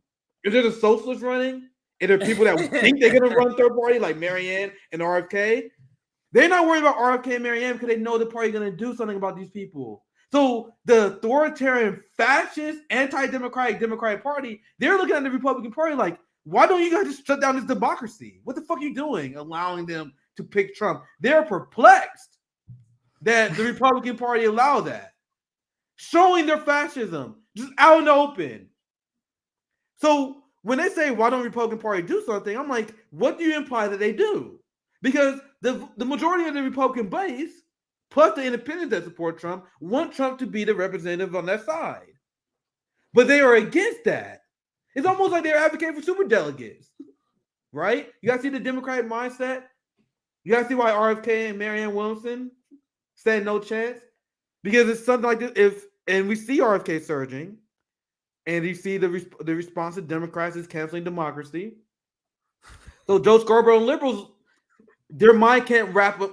They can't wrap their mind around the fact that they just can't do that to Trump, which is extremely telling thing for them to say, and they say it multiple times. But with that said, thanks for super chats to see this. So I guess I'll read some. That I guess we get super go ahead. chat. We can do some super chats real quick. Yeah, thanks for 499. We get to the fun story, the one I know you guys been waiting for. Why have y'all attention since we all talk about some funny shit? Here's the funny part. Make sure you check out my interview with Kosi Mandela, Chief Mandela, grandson of Nelson Mandela. We talk about Palestinian rights, the connection between African, Palestinian, African American struggles, and Kosi Mandela, just like his grandfather, is very, very inspiring to listen to. RBN, just like with Margaret Kimberly, just like with John Baraka, I take a lot of pride listening and learning from our Black elders, hearing him talk about how they stand with Black Americans, how many South Africans that he know and organizations that he know stand against our fascist police state. He literally said, CJ, this comes from Mandela. This guy is hardcore in the Palestinian right. He said what Palestinians go through, you see the same thing with African Americans in the United States. What did I tell you? That's the same thing I've been telling you guys. They see it too. South Africa see it too. Palestinians see it too. So that was a big part. That's why I'm still giddy over it. That was a great conversation. So while I have y'all attention, make sure you guys check that out after we have some fun because we got a lot to discuss. But now we gotta get some fun shit. What would have this Morning Joe segment been in 2020 had the Democratic presidential nomination gone to Bernie Sanders? The same guy would have been like, why won't Democrats do anything about it? That wouldn't have happened, but if Bernie did win a nomination, you will see a Dem exit. They were literally saying it. They look at Bernie supporters and social Democrats like Crystal that told third-party advocates to grow up. They view us as being immature because I was Bernie or bust. I was like, Bernie is my compromise. If this motherfucker don't win, I am gonna. And this before I was like really well read on strategy. I'm like, if Bernie don't win, I'm gonna figure some new shit out. That was my mindset. Was he was the compromise candidate, and they was like, man, you Bernie or bust. You guys are immature. You guys just take your ball and going home. There was capitalists openly saying that. They're like, bro, if Bernie wins, I'm fucking done. There would have been if this alternate reality that don't exist happens where Bernie Sanders won, the Democrats allowed him to win, there would have been a mass Dem exit. You had massive neoliberal support for Andrew Yang's third party. There would probably be a Bloomberg third party. Capitalism will never, ever concede without massive struggle. So if somehow we trick the system to vote against itself, and somehow we get that, I guess that happen. I guess they will revolt. They will change the rules. There's so many what if. It's a very interesting conversation actually. But hopefully I'll reply to your super chat. There's a lot to say on that, but so many ifs there. Thank you for the $5. Dwayne Vogel. Biden can't form a coherent thought, and they're propping him up like a weekend at Brandon's. There's another one from Dwayne. The Dem Party hates its base so much it rather lose to Trump or DeSantis than to win with anyone progressive than Biden. This is stuff that we all clearly understand. Marianne Wilson, who we're going to talk about next, was pressured when she was on corporate media about Trump and her running third party and supporting the Democratic Party nominee. You want to know what she said? She said, trust me, guys, I'm going to do everything I can to make sure that we defeat the Republican fascism, meaning that when she loses, she's going to support Joe Biden. So there's some people in this video. There's some people in this video, by the way, some with longer hair, some of them that also live in Kansas City as well. Some people that were lying about the dirty break are being called them out because they lied about the dirty break. And because of that, we didn't get the wedding invite. We called the Vanguard, Crystal Ball, and many other people lying about Marianne Wilson dirty break because we reminded many of these people that you see in this picture who have no memory that when you run in the Democratic Party nominee, you got to sign a contract that says you must endorse the candidate that wins, which is why Tulsi Gabbard, even though she was extremely anti-Democratic Party, that's why Tulsi Gabbard endorsed Joe Biden, because she had to. We don't know the penalties of that, but every single person crumbled thus far. Apparently, the contract is so strong. Tulsi, who was 100% anti-Democrat at that point, endorsed Biden because that contract is that fucking strong. But the access journalists in this picture wanted you to forget about that, and they wanted to convince you that somehow you're allowed to debate in the Democrat Party and do a dirty break. That is not possible. We told you that, but since we told you that, we wasn't invited to the wedding, and we're going to talk about a few reasons why we wasn't invited. So this is going to be a fun segment. Throughout this segment, we'll explain to you guys why we wasn't invited, why you didn't see probably Jimmy there, you didn't see Black Power Media, you didn't see Combo Couch, you didn't see there. We were rude ghetto hoodlums, but they couldn't invite Margaret Kimberly. Like, so was it only people that support the Marianne Williams project? And I'm missing the super chat with the segment here. Obviously, I'm having fun. CJ, you want to chime in? No, I'm just ranting. I'm having fun. Anything you want to chime in? No, we like this is very unofficial, informal, because we're in the space with some of these people. But to me, Nick, this is the photo I told you about. Actually, let me say this. Let me say this announcement. I did see a comment before we get into this here. I did see here is our email. I'll read the rest of the super chats after this segment. Yeah, somebody was asking, I forget what they was asking for, but this is our email for if that was what you were asking for. And here is our Substack if you wanted to get connected with our Substack. The last thing before we start the segment, like the stream, get us to 500 likes. And now let's get into this segment. This is the picture where that changed our thumbnail for today. I woke up, I'm on the West Coast, so all of my RBN comrades, brothers and sister,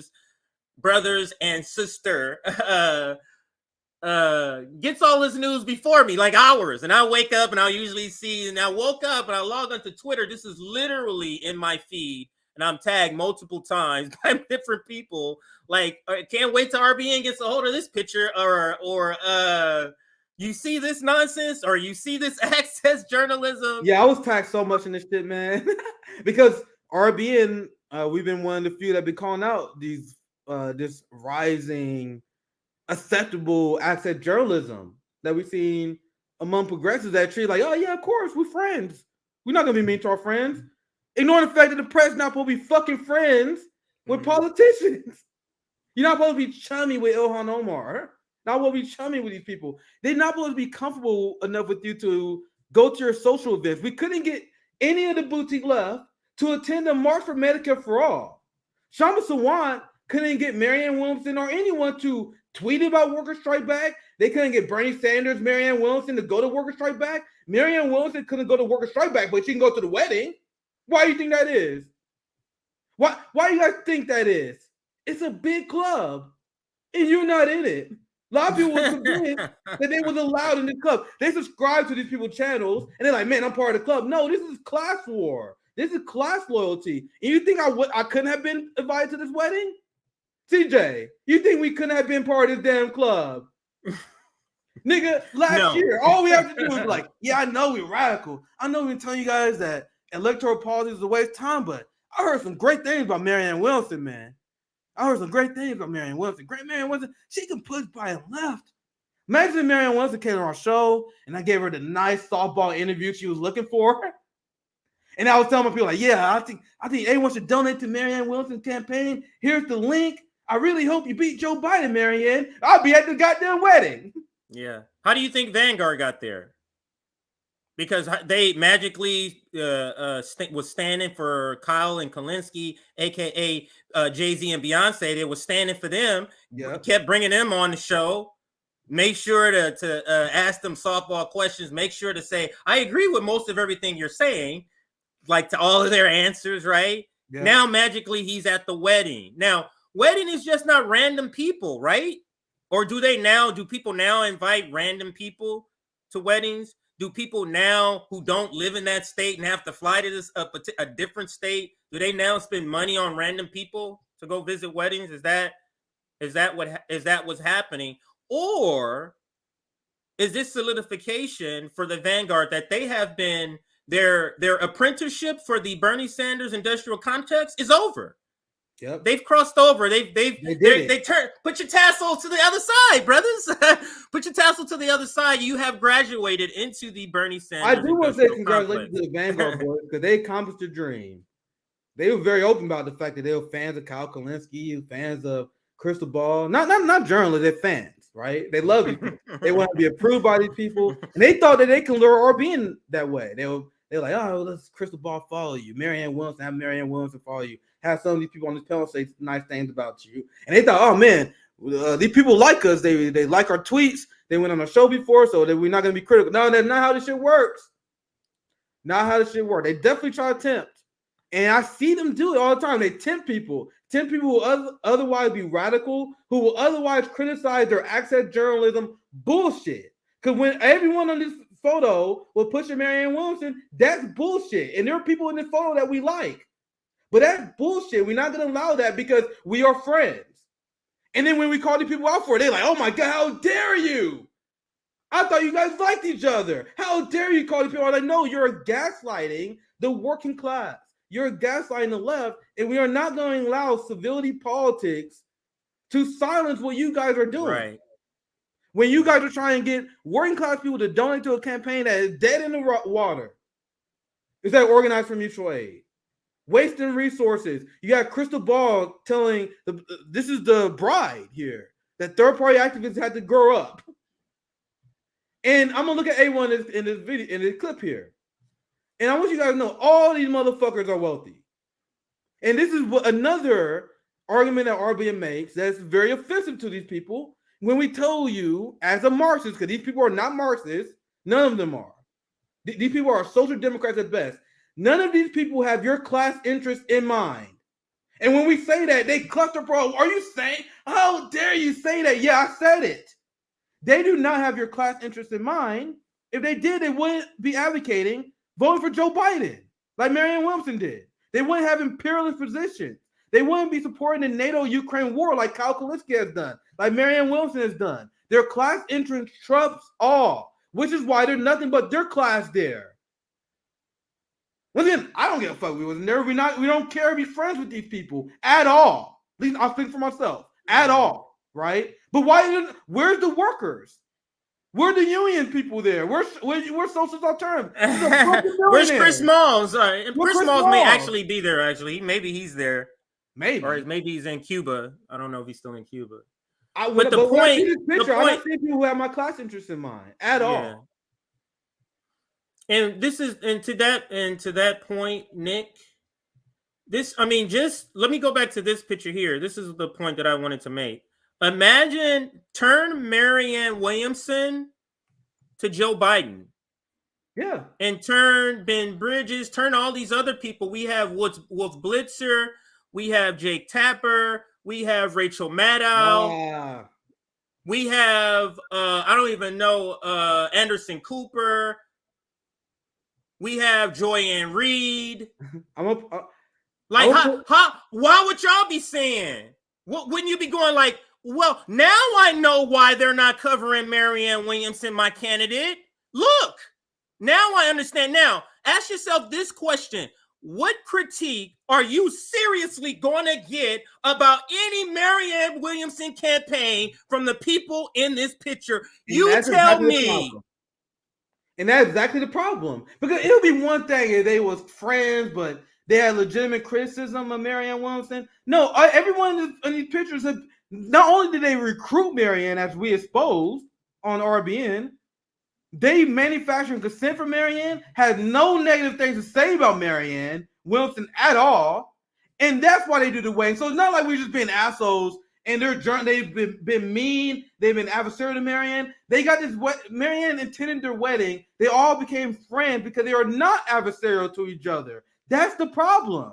And I'm gonna pull this tweet up and we get back to the screen because it's a great tweet. Yeah, take it down. Greg, when I get the chance to pull it up, because this is the principles that the left used to have. They got RBN. We're now called bullies now. People, how dare you punch up at these people who are more wealthy than you? How dare you challenge these wealthy people on their access journalism? We're used to black Marxists and black radicals shutting the fuck up and knowing their place. How dare RBN voice their opinions and share what left values actually look like? They want us to be quiet about this stuff. Now, this is a tweet which everyone should understand. Let's be clear. This is a presidential candidate at a news people wedding. This is what we used to call access journalism. Due Dissidents made a great point last night in saying they recruited her to run, which we exposed as well. Now, this is the important point. Once you guys be calling out your mic, I know you guys like these people. You watch their live streams every once in a while. You think they're entertaining. You think they care about you and all this stuff, right? Imagine if Charlie Kirk was caught partying and dining with Ron DeSantis, which he does, by the way. He does do that, which is why he's a partisan hack that no one respects. But if Charlie Kirk did this with Trump and DeSantis, you guys would not be as forgiving. So why are the left being trained to have low standards of expectations?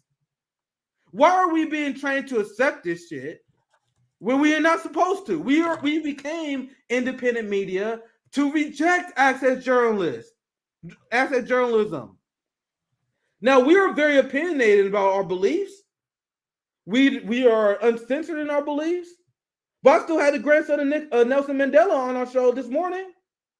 We had Maury Kimbley on. We have all these great guests that come on. All these great guests that have nothing but great things to say, but not politicians, and that's okay. Marianne Williamson asked to come on our show, and that's where the infamous RBN Marianne Williamson got set up.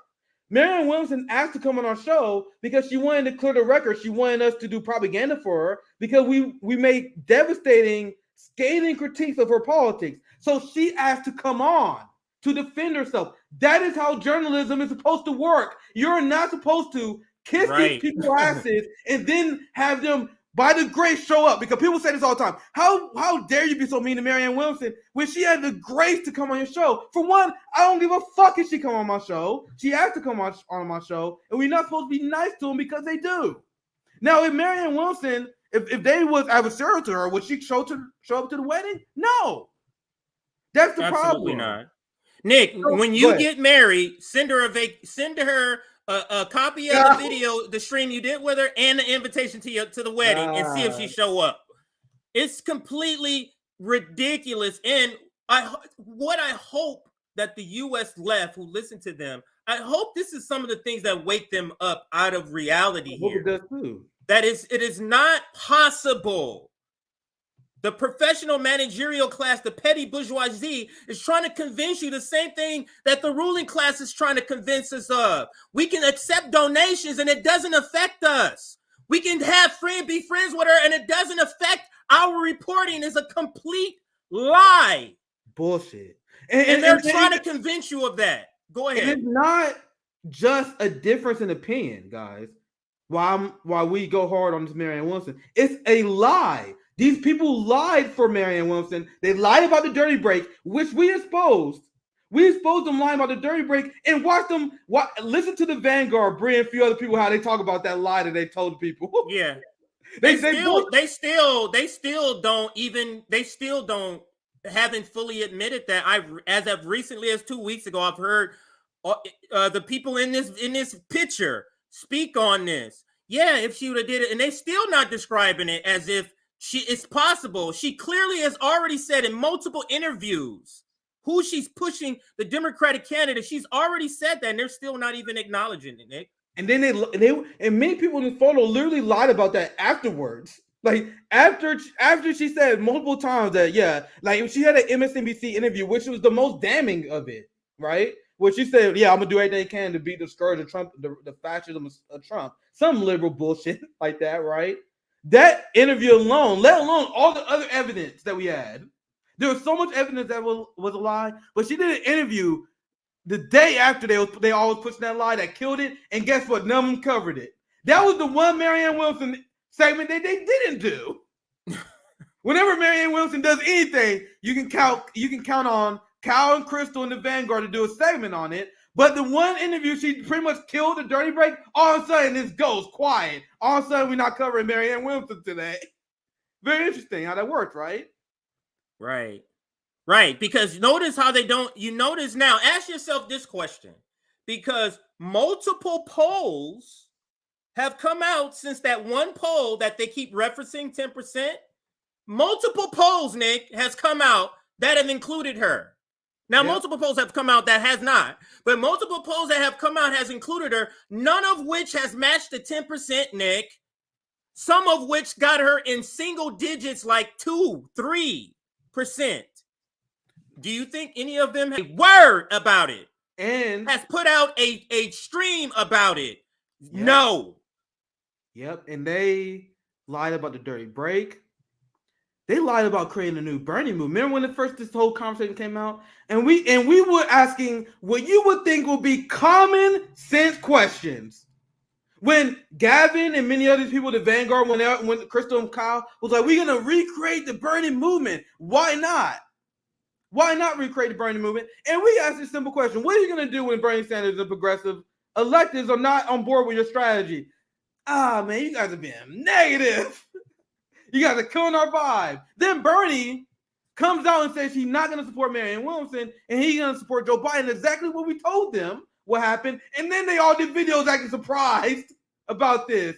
So they lied to you guys about a new Bernie coalition being started. They lied to you guys about a dirty break. And then some of these people, and I remember I saw the Vanguard like, why are being so hard on Marianne? they were bitching and complaining about being so mean about Marianne. They're like, man, Marianne is a progressive candidate. And they was like, yeah, Bernie. And this is the point where they were forced to admit it. They would say stuff like this. They would say, yeah, we know Marianne Williamson isn't Bernie Sanders, but what? So you guys will acknowledge that Marianne Williamson is not as strong as a candidate as Bernie Sanders, but you guys want us to waste $200 million on her campaign? And also, Bernie Sanders was my compromise. There's no way I would ever get invested in electoral politics unless you had someone miles and miles above Bernie Sanders. It would have to be a leader I can't even comprehend right now. He's the floor, like Shama Sawan said. He's not the top. He is the floor. The entrance to get in starts with being at least Bernie Sanders. That's where it starts. Go ahead. Meanwhile, these class loyal people, they're like, we know Marianne Williamson is not good as Bernie Sanders. Not a big deal. Bernie's off ceiling. Why you guys expect every candidate to be as good as Bernie Sanders? Because Bernie didn't win. If Bernie did not win, why the fuck will you guys recruit someone who's worse than Bernie? Give me a Rome. Give me a Chris Moss. Give me fucking anyone who is to the left of Bernie Sanders. You guys pick someone who's worse than Bernie, and you guys thought another Bernie Sanders movement was going to happen. And then you guys doing shocking reaction videos now. And then another very important point, I'm sorry, C. John ranting. Another important point of y'all theory was if it's Marianne Williamson versus Joe Biden one-on-one, and once again, we asked a simple question that none of the accent journalists there would ask. Why are you so sure that Marianne Williamson is going to be the only one to run? What happens if it's not one-on-one between Marianne and Biden? Right. And guess what happened later? RFK announced, and now Marianne Williamson's candidacy is dead in the water. So we mentioned all these reasons why Marianne Williamson 2024 is a bad idea, and that's why we're not at the wedding. In order to be at that goddamn wedding, you know what you had to say, CJ? Man, we can really do it. We can really make a new Bernie Sanders movement. All we have to do is get on the debate stage. All we have to do is support Marianne Williamson. She had a shot, guys. And if you make a reaction video of her not being included into a poll, that +10 and how much Marianne Williamson likes you. If you do all these things, you might get that wedding invite. But if you use any common sense, any knowledge, if you care about the resources of the working class people, you're deplorable that we want nothing to do with. So Nick, this is how I look at it. Go ahead. I'm sorry. I thought he was coming. Go ahead. Go ahead. You can talk. Go ahead. Yeah. So what I was gonna say is that I feel like they're laughing at their audience. I do too. That's what they're doing because it's like the grift. It's like it worked. We're here. We're all toasting. Just imagine the conversations. You think they went that whole wedding without talking about her candidacy, without mentioning RBN? Do you think RBN was not mentioned at that fucking place? I guarantee you the words RBN, Revolutionary Blackout, was mentioned there because of the critiques. But the point that I'm getting at is that it's like, yeah, you may lose, but look, we're here toasting. Yeah. You get what I'm saying? It's not at all relevant whether she wins or loses. And they say this out in the open. It's not relevant at all because we can just throw money at shit that doesn't do anything. Like, that's their world. Now, let me just follow me here. Comcast executive goes and recruits.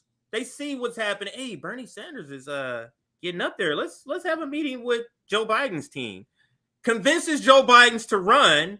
How is that different here? Then Comcast, I don't know if they still own MSNBC. Comcast and MSNBC go ahead and start running puff pieces on Joe Biden.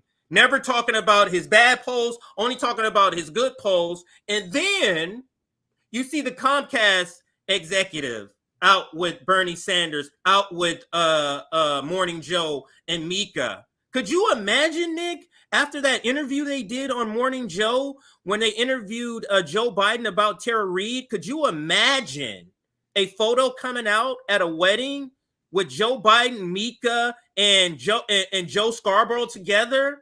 What would people be saying about that? But that's somehow okay here, that we can be chummy with. This is a presidential candidate, people. This is a presidential candidate. And this is my last point before I pass it back to you. This so reminds me, Nick, of the Squad. This is such a Squad move. And then when they get the reaction they get, they're going to be like, what do you mean? What's the problem? What's the problem? I guarantee that's going to be the reaction of, what do you mean? What's the problem? You can trust me, really? Because I haven't heard you report on her polling at all. Heard 1% since RFK entering. I haven't heard you report on any of that, how her polling is terrible. Yeah. Go ahead, Nick. Also, I haven't seen Marianne people call for a debate with RFK. So you guys realize those excuses of Marianne? I want to see it. That shit's going to be hilarious, watching RFK curb stomp this liberal. Because the argument before of why you don't have independent sanctioned debates is because you can't have independent sanctioned debates because it's against the DNC rules. If you do an independent debate, then you may not be invited to the debate stage. Right. That's the fear. That's why if you're Bernie Sanders, it's not worth doing a debate with Elizabeth Warren on TYT, even though that will help you. You got to wait till the DNC calls. Because if you do that, they will disqualify you from the debates, right? So now that the Democrats canceled the debates, what is the reasoning for Marianne Williamson not to debate RFK on Ukraine? There's a big disagreement between you guys and Ukraine. Are you guys going to talk about it? There's a big disagreement between Marianne Williamson and RFK on COVID policies. Are you guys going to talk about it? My prediction, but if they did, RFK would eat her MSNBC talking point repeating ass all the way the fuck up. And that's why I want to see. There's no excuse for not having that anymore. And the people who claim that they support Marianne Williamson because they want a legitimate primary to Joe Biden, isn't RFK more legitimate than Marianne Williamson at this point? My question is, for the people who believe, they really believe that, which I do not, why aren't they supporting RFK now? RFK supports universal health care. RFK, I looked at his platform, surprisingly progressive. I don't support RFK because I have no plans of voting for the Democrat primary, right? But they do. Their strategy is to force a left conversation. So if that was their real intent, why aren't they supporting RFK? They're not, because it's all about propping up Marianne Williamson. It was never about no fucking strategy. It was about getting her to attend their wedding. So if it really was about principles, they were like, hey, Marianne, we got the strategy. I know we love you, but RFK is our best option to do the strategy that we are advocating for. They're not. And he's polling better. And he's polling better. Exactly. Polling better. And if you disagree with me, if you're a Marianne Williamson fan and you're a good faith, you'd be like, all right, I don't know who I should support between Marianne and RFK. Let's do a debate. No Marianne Williamson supporters calling for that. In fact, I showed you guys my tweet where I damn near ratioed Marianne when she went after RFK, and I was like, hey, you should debate RFK. I wasn't mean to her. I wasn't rude to her. I said, I think you should debate RFK. That shit got hundreds of likes on it. Meanwhile, there was Marianne Williamson stands there like, no, she shouldn't debate him. She shouldn't debate him. He's an anti-vax crank. And I'm like, you are someone who support a candidate that's struggling for attention, and you don't want to debate RFK Jr., who's doing better than her?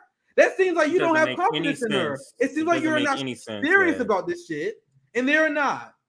A lot of these people are not. Anyway, anything else you want to ask? CJ? We got a couple of super chats on topic, so maybe we should read the ones on topic before we close the segment, just because I think one of them was a question. Let me make sure. Let's go do some. Let's just read real quick, and then we can wrap. Absolutely. Thanks for the $10. I want you all to listen to the interview Katie Hopper did with Juanita Broderick, the biggest takedown of the rapist Bill Clinton anywhere. I'm sure that's probably a great interview. Once again, you saw Joe Scarborough, Morning Joe, and people pretend that's crazy. They got rapists in the White House. But Morning Joe praised the Clintons all the time. And Bill Clinton is a certified, proven rapist. So these people are like these moral, like I oppose people who are like evil, obviously, right? Obviously, the Republicans and conservatives, they have evil ideology. But weaponized hypocrisy is one of the most grievous sins, because you're doing something evil and you're justifying your evil and getting political capital doing that evil by pretending that you're morally virtuous, more morally virtuous than the Republicans. Meanwhile, you're doing the same shit. To me, I don't know, maybe it's personal, but to me, that makes my skin crawl, man. That shows a elevated level of evil and the ability to lie to people that I don't quite understand, and that's what liberals are, right? They claim to care about kids in cages, then kids in cages under Biden, like, man, they overflow facilities. Those moral hypocrisy is something that drives me crazy, absolutely drives me crazy. Anyway, the white guy with the beard above Marianne looks very uncomfortable. What are you talking about? Let's see who you're talking about. I think he's talking about Ben Bridges. That's Ben Bridges. Or unless he's talking about the guy. Unless he's talking about the other Vanguard guy. Yeah.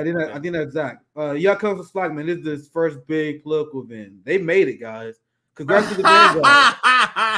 Congrats to the Vanguard, man. They want to be part of the club. They got it. They made it. That's like them sitting in the draft. That's like them sitting in the draft booth and they getting to hear their name called. For the 7th. Me, I gave a speech at Worker Strike Back. I was very honored. I just spoke to Nelson Mandela. I was very honored when Dr. Cornel West personally complimented me for my first op-ed, my Substack. Those were moments I was very proud of. Like those moments are like, damn, I'm actually making an impact. This is their moment. We made it. We had Crystal Ball's wedding. I'm never going to be invited to these things, but I get to talk to Nelson Mandela's grandfather. I get to talk to Cornel West, and I get something out of that. I mean, different. They just super glad they made it, and you can tell, man. Good for these kids. Man. Good for them. Good for them. They did it. They really did. There are a few more. Thank you for the super chats, guys. This is a fun stream. Thank you for $20. Chad's mom, you are forgetting Marianne has a secret weapon. She's gonna ride that TikTok wave. Yeah, that's it. Woo. Yeah, Chad's mom, man, you shut me down there. All those people who aren't old enough to vote, they're gonna come out and vote. Just stop being a negative Nancy, man. Stop using fucking facts. Okay? Chad's mom is right, man. I forgot all about the wave of TikTok people who can't vote.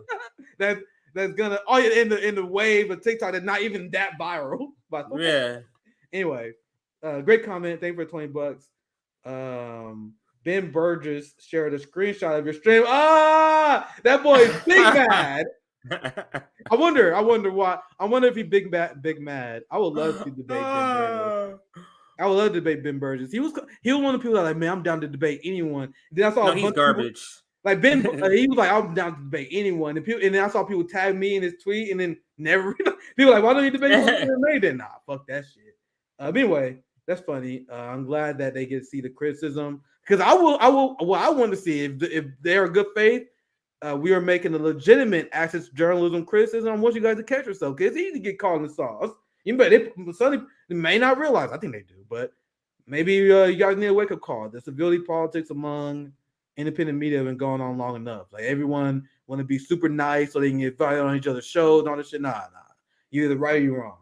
I think I read that one. Thing for $10. I read that one. I'm sorry, I'm just going in order. I'm just gonna make sure I go. Do you guys here? Thank you for $5, Jane. Do you guys believe that oppressors dehumanize themselves, as Paulo Freire states in Pedagogy of the Oppressed? I believe they do. They are taught to dehumanize themselves. And to be real quick on this, and I see people in my personal life, it drives me fucking crazy. I told this story so many times, but I say it for people who knew. I remember my cousin was staying with me. He was one of the many people I took in who otherwise would have been homeless. And this motherfucker works every goddamn day, morning to night. Like, and the thing is, he was a roommate with me for like 4 months, but it was like no one was here. He would wake up, go to work, he would leave at like 7 a.m., get back at 1 a.m. Never seen the motherfucker. Best roommate ever. Then he go see a kid whenever he get a chance. And he was talking to me. He was like, man, I don't know why, man. I think I'm cursed. I can't get my shit together, man. I can't ever get ahead. And he was blaming himself. I'm like, bro, you know how hard you fucking work? In a just society, nigga, you should be living large, bro. This dude had 2 jobs, doing everything he could to provide for his kids, but he felt like he was failing because capitalism tell you, if you're not in a mansion, if you're poor, it's your fault. So to keep the point very short, to answer your question, I do believe that because I see it all the time. I see people in my personal life all the time blame themselves for shit that was not their fault. And I hope, and I'm sure some people will listen to me, and you guys know people like that as well. I can go all day on that. I Emma's point there. You guys get it.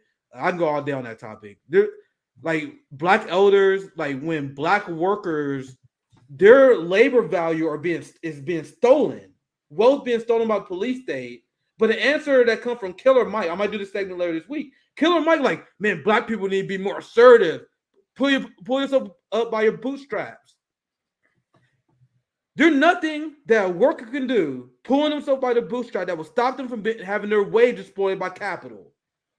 Right? Anyway, that's a topic for another day. That's a long ass. You guys always leave thought-provoking super chat. That's why I always go on these rants. But I know we're about 2 hours in, so I know we probably gotta wrap up soon. Let's see. Oh yeah, I don't think I read that one yet. I think for $5, Tool Druid. It's undeniably asset journalism here. And I would say that any pundit or podcaster inviting a press candidate to their wedding. Absolutely. Most people who are not indoctrinated by these people, I guess, can see that. Like, to me, it's obvious. Anyway, thank you for $20. N or J, excellent interview with Mandela's grandson, Nick. Also, FD's gatekeeping, pseudo-leftists, much love, comrades. One of the reasons I go so hard, bro, is because I deal with the smugness of these PMCs, especially since my time in the Bernie campaign. Listen to that video with Crystal Ball, the bride, telling third-party activists to grow up because they want to support Marianne Williamson. Do you think those two things are connected now? Where Marianne Williamson is telling third-party activists to grow up because they won't support Marianne Williamson? Because she got a wedding in a few months. So she's going to scold third-party activists who are doing their job.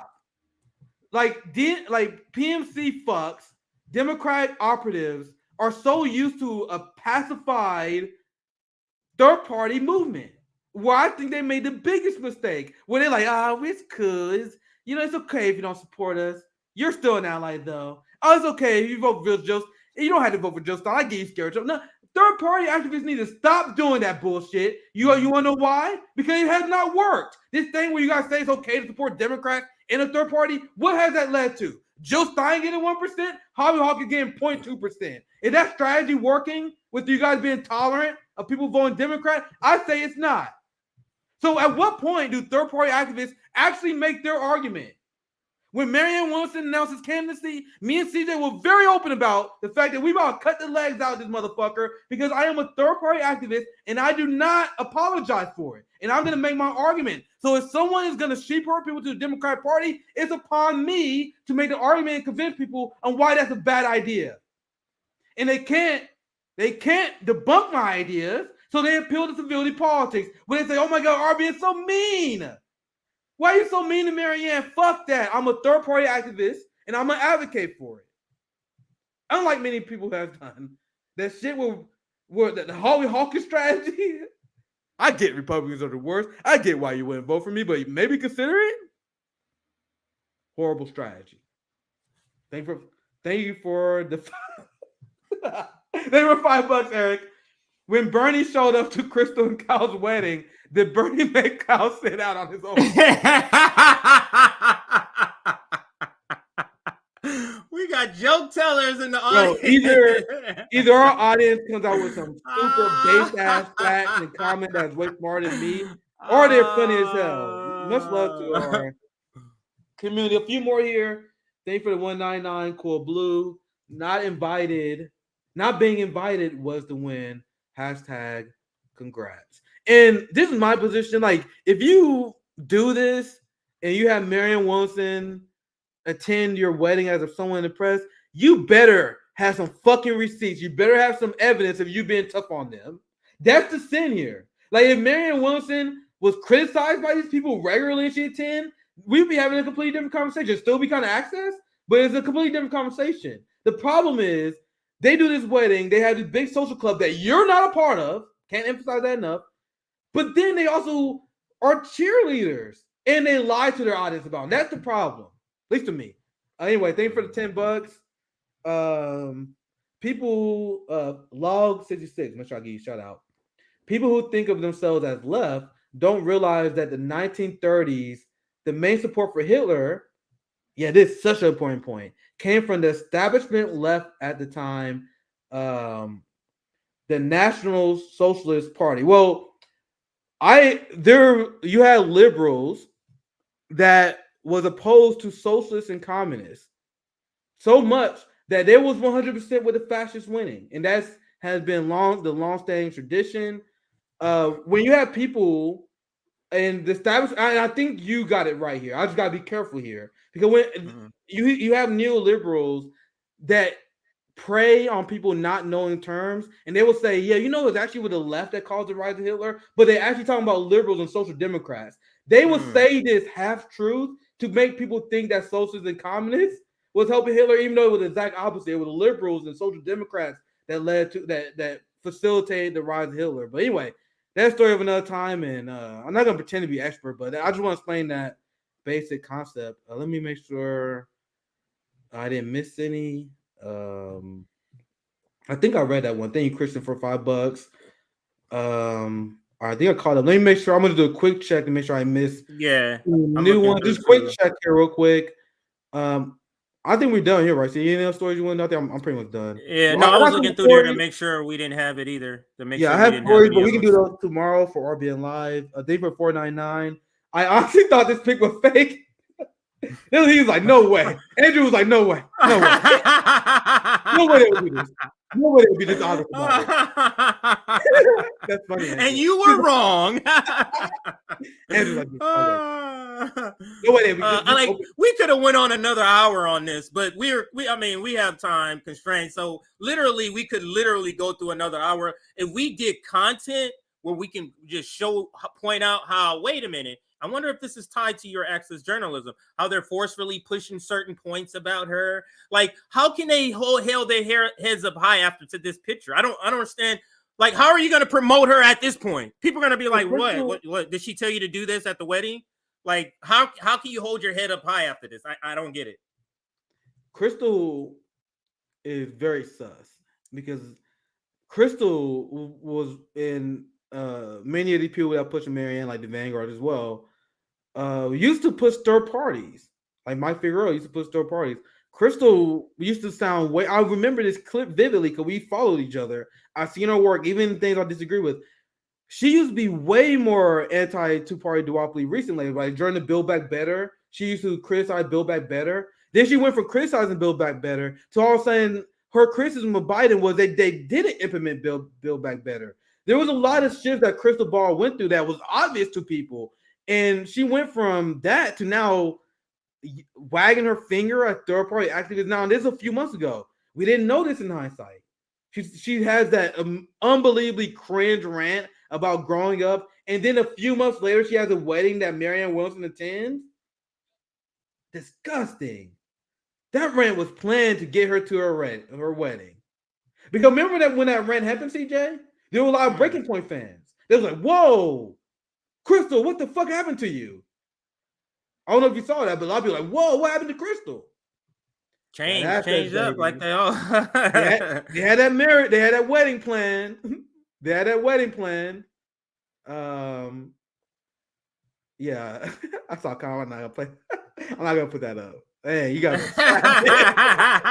No, I saw some shit there, and I saw that last video. You got to I'm not gonna comment. They made personal decisions. They made personal decisions. I'm not gonna judge anyone's life decisions, but apparently Crystal was married when they hooked up with Kyle. Yeah, let's leave that alone. That is true. That's true. I'm not king saying nobody. I have no problem with that, by the way. Like apparently, like Crystal was still with her husband. They got with Kyle. Her husband was like cool with it. That's a personal life decision. I'm not gonna king shame. But man, this is 100% asset journalism. But anyway, CJ, anything else you want to add to this? I think just, we do another I think I'm good. Yeah. I just want to say this not at all. There's people in here we would consider as friendly to the network. We have to call it like we see it. This is not anything personal, and that's where journalism should be. Is that you're not giving breaks, you call in balls and strikes. So if you want media that just calls balls and strikes, then this is the place to be. If you want slanted media that we've been getting for years on the left, pseudo left, then you see what you see in this picture here. So like we have to, as the left, we have to move past the professional managerial class. And we've been saying this picture kind of confirms that, like on so many levels. I don't want to go back into it. On so many levels, this picture confirms that the professional managerial class literally should have the mic taken away from them as far as trying to lead the left. They literally need to have their mics shut off. They have zero business talking about strategy. They have zero business doing that. They need to follow the direction of Black Marxists, have Palestinian and indigenous people lead their own struggle, like the Palestinian Community Network. They want to put themselves out in front, even though they didn't know jack shit. And this picture, the reason why we was tagged, the people who sent us all of these pictures, because they will take offense of our coverage, and then they will prove us right the next day. That's exactly right. You said that earlier in the stream too, CJ. You said that earlier.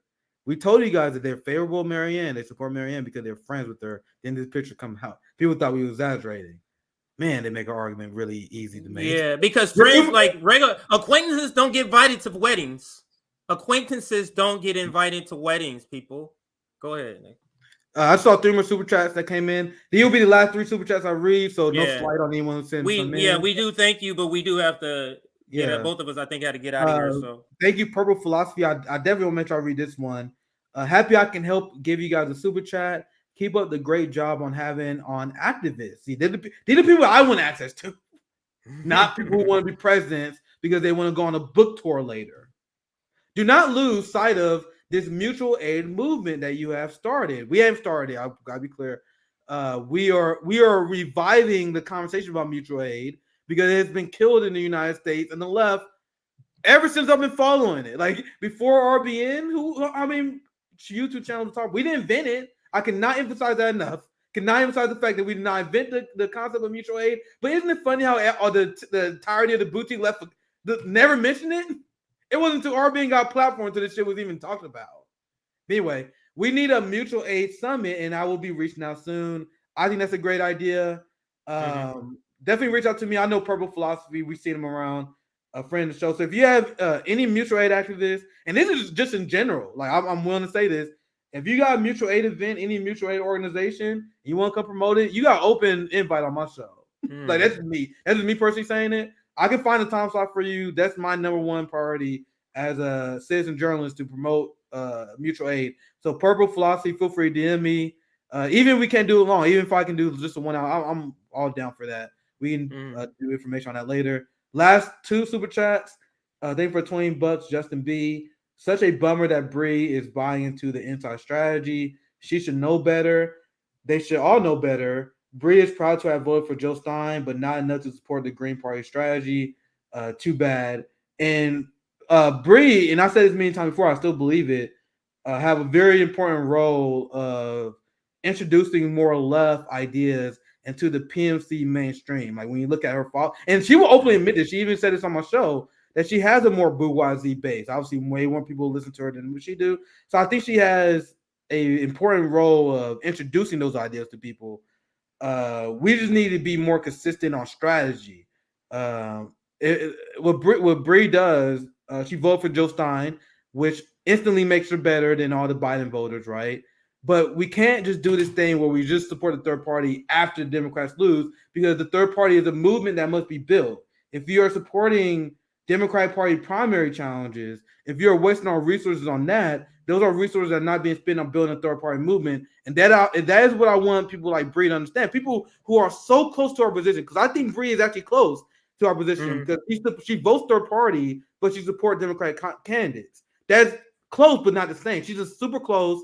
And what I would advise PMCs and people who are more privileged like Bree to understand is, working class, we do not have the resources to just engage in fun, exciting political activities like this. Let's try this. No, we need to have a very professional plan. The Black Panthers used to have monthly theory readings. They used to you had to have a very strategic plan of attack as a working class movement. The capitalist class, they can afford to just waste money and shit. They got an infinite amount of money, so they can do vanity project campaigns. We got to be very strategic. And Marxism preaches this. Marxism is very specific about the procedures, the organizations that you need to be built, because revolutions do not happen on accident. Fidel Castro and many of our revolutionary leaders had not been successful on accident. It takes very well-established left discipline and principles, and that's what we're trying to implement. Last super chat. I'll keep going. You guys keep making me rant. There's a lot of ads. Last one from Brittany. Damn, Jimmy invite must have gotten lost in the mail too. We at the end of the day, we never know who was invited, who decided not to come because they realized the optics of this was terrible. Maybe there were people who was invited. Maybe there was people like Murray Kimberly who was invited, but they're like, "Nah, I'm part of the press. This don't look good."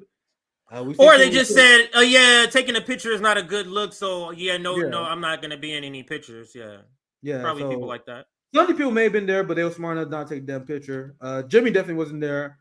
But the trend, and this is the disturbing thing, is there wasn't one critic of Marion in that wedding picture. That alone makes it hard. That to is fight crazy. Journalism. That proves the access journalism. That proves the access journalism. If there was at least one critic of Marianne there, that will at least have a little wiggle room out of this. But there's none of that. None of that.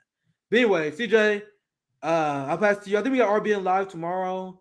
Yeah. Andrew, we had to reschedule last week because I was sick. Andrew should be joining me on Nick and Night this weekend, as long as everything is still good. Make sure you guys check out my interview with Nelson Mandela's grandson, Nkosi Mandela. They going on a 75-day tour. Actually, let me see. Maybe I should probably shoot this out again. Let me see if I find. Yeah, let's see. Anyway, they're going on a 75. Here it is. I have it saved. I just did it. So I did be my last thing. I'll shout out because it's worth it. Here it is. This is. Well, I'm gonna shout out. This is the only thing I'm gonna really shout out in. I talked to Nkosi Mandela. They going on a tour to commemorate the 75th anniversary of Nakba, which stands for catastrophe, and it commemorates when 750,000 Palestinians was forced from their home, and the genocidal settler colonial project known as Israel started. So because of that, Nkosi is going on a tour. I really wish I could be one of these cities. Like if I was one of these cities, like I thought about going to Chicago, but I do not have the resources. I do not have the resources to get a hotel and all this shit. And I don't think it's worth fundraising for, to be honest. I'd rather JV fundraise for it. Like I don't want to fundraise just to go to Chicago. I think there are more important things. So if I was in any of these cities, I definitely would go to report on the ground. If you're in these cities, I highly suggest you do go. So If we have more resources, I can just go to these things, but I don't want to fundraise just to cover it. But make sure if you're in the cities here, show some support, whether you share it, help them get a decent turnout, because they're going to be talking about the importance of Palestinian rights, and he talked about the importance of supporting BDS earlier this morning, which is why people like Marianne Williamson not supporting BDS is a hard no. And I talked to Ashley from the Palestinian Community Network. You know what she said. We was talking a little bit before. It's like, you guys understand, like, not supporting BDS, the way he will react, he's militantly in support of BDS. That is completely unacceptable. Not support, and that's just an ordinary position among progressives. Yeah, it's an ordinary position. He believes it's anti-Semitic. It's going to lead to anti-Semitic targeting of businesses. These are things that Maxwell Frost doesn't support it. Jamal Bowman, none of these people support it. Meanwhile, if you ask South African activists, Palestinian activists, you know the people I consort with? That's a non-starter. Marianne's position on Palestine is a non-starter to these people. Anyway, that's my long promo. That last time shout out. CJ, I pass it to you. Yeah, just to shout out a couple of things. Don't forget, we got Due Dissidence tomorrow. Oh, that's gonna I'm be sorry, fine. we got the post duopoly show tomorrow instead of tonight. So that's tomorrow at 8 p.m. And then Nick has Nick at Night on Wednesdays. I have a new show now on Wednesdays. I love that new series. It's the End of Empire with Wyatt and CJ. Dude, that's a banger series. Yeah, that's gonna be good. Dude, so that's a banger. That's a banger. Why read every Wednesday? Yeah. What? And That's I think a we're banger. gonna have Dan Cohen, the other journalist, this Wednesday. God, I think. damn. Yeah, I reached out to him to see if we can get him God on. And I think damn. he's coming on this Wednesday. So Dude, that show gonna this be is fire, gonna be dude. yeah, this is gonna be a great show. The End of Empire with Wyatt and CJ. Right now it's on Wednesdays at 3, but you know, with Wyatt's schedule, it may be at 4 one time. It might fluctuate a little bit just depending on Wyatt. He is in another country, and he's also doing journalism. So just understand that for those looking for that show. But outside of that, Nick, that's my only announcements. Catch us tomorrow for RBN Live. I'll play an outro video. Nick, I will see you tomorrow. We'll end with Due Dissidence in the You Guys Grow Up video breakdown by Due Dissidence of the Grow Up video from Crystal Ball. Started a couple times, but let's take a listen. There's a growing portion of the left who this is a non-starter. They think we're circling the wagons, and it's insanity to run again within the Democratic Party.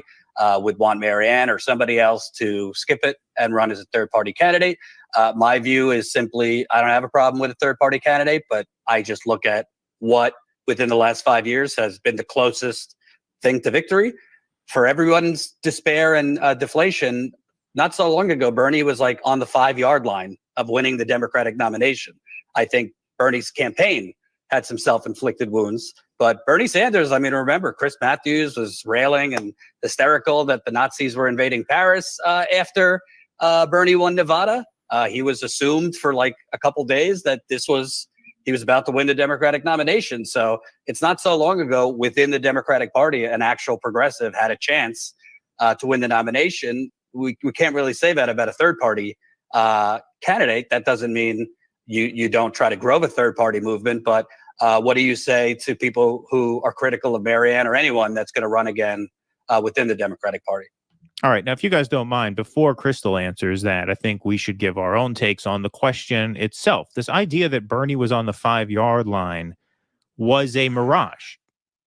He appeared to be on the 5-yard line, but he was not on the 5-yard line. And yes, his campaign did make some crucial mistakes in the week between the Nevada caucus and the South Carolina vote. No way should he have gone on 60 Minutes for a sit down. That was a terrible, terrible mistake, because anyone could have told you that, of course, Anderson Cooper is going to try to sandbag you with the Fidel Castro shit. There is no way they were going to, this is going to be a nice sit down to get to know the new nominee and his family. Of course they were going to shiv you. So, of course, that was a self-inflicted wound. Did that turn 50% of the party against you? No, it did not. The fact of the matter is you had Pete Buttigieg and Amy had significant polling, And when they dropped out and they told their supporters Biden, and it became known that Obama wanted Biden, everyone went to Biden. Even the mistakes that Bernie made, if the problem here were not that the Democratic Party is dominated by mindless PMC automatons, then Bernie would have peeled off 20% of those voters, which is all he needed because he's already at 35%. So at that point, if you get 20% of the remaining, 65, you're pretty much at 50. He got none of them. Right. All of them just were ordered to vote Biden, and they did. So this idea that he was on the 5-yard line, it looked that way for a while. But don't forget, we were only 3 contests in. 47 states still had to vote. And when the party leadership has that kind of psychic power over its voters, he wasn't really on the 5-yard line. It only looked that way to us. And I will admit, I was fooled at the time. Yeah, and we'll get into this after Crystal answers because it's more of the same. This is what they really don't want to address, what they're talking around. They're presenting this idea that they're being the grown-ups in the room.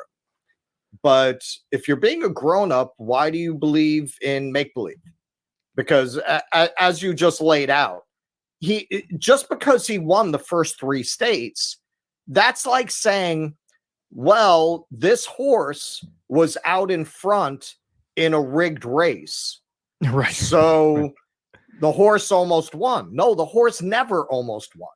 Right. The horse was allowed to get that far and no further. Right. So exactly. The horse was never close to actually winning that race because they were always gonna sabotage that horse before it ever crossed the finish line. All right, let's hear Crystal's answer. I think you put it perfectly, Jordan. How did Bernie Sanders do? How close did he get to the White House?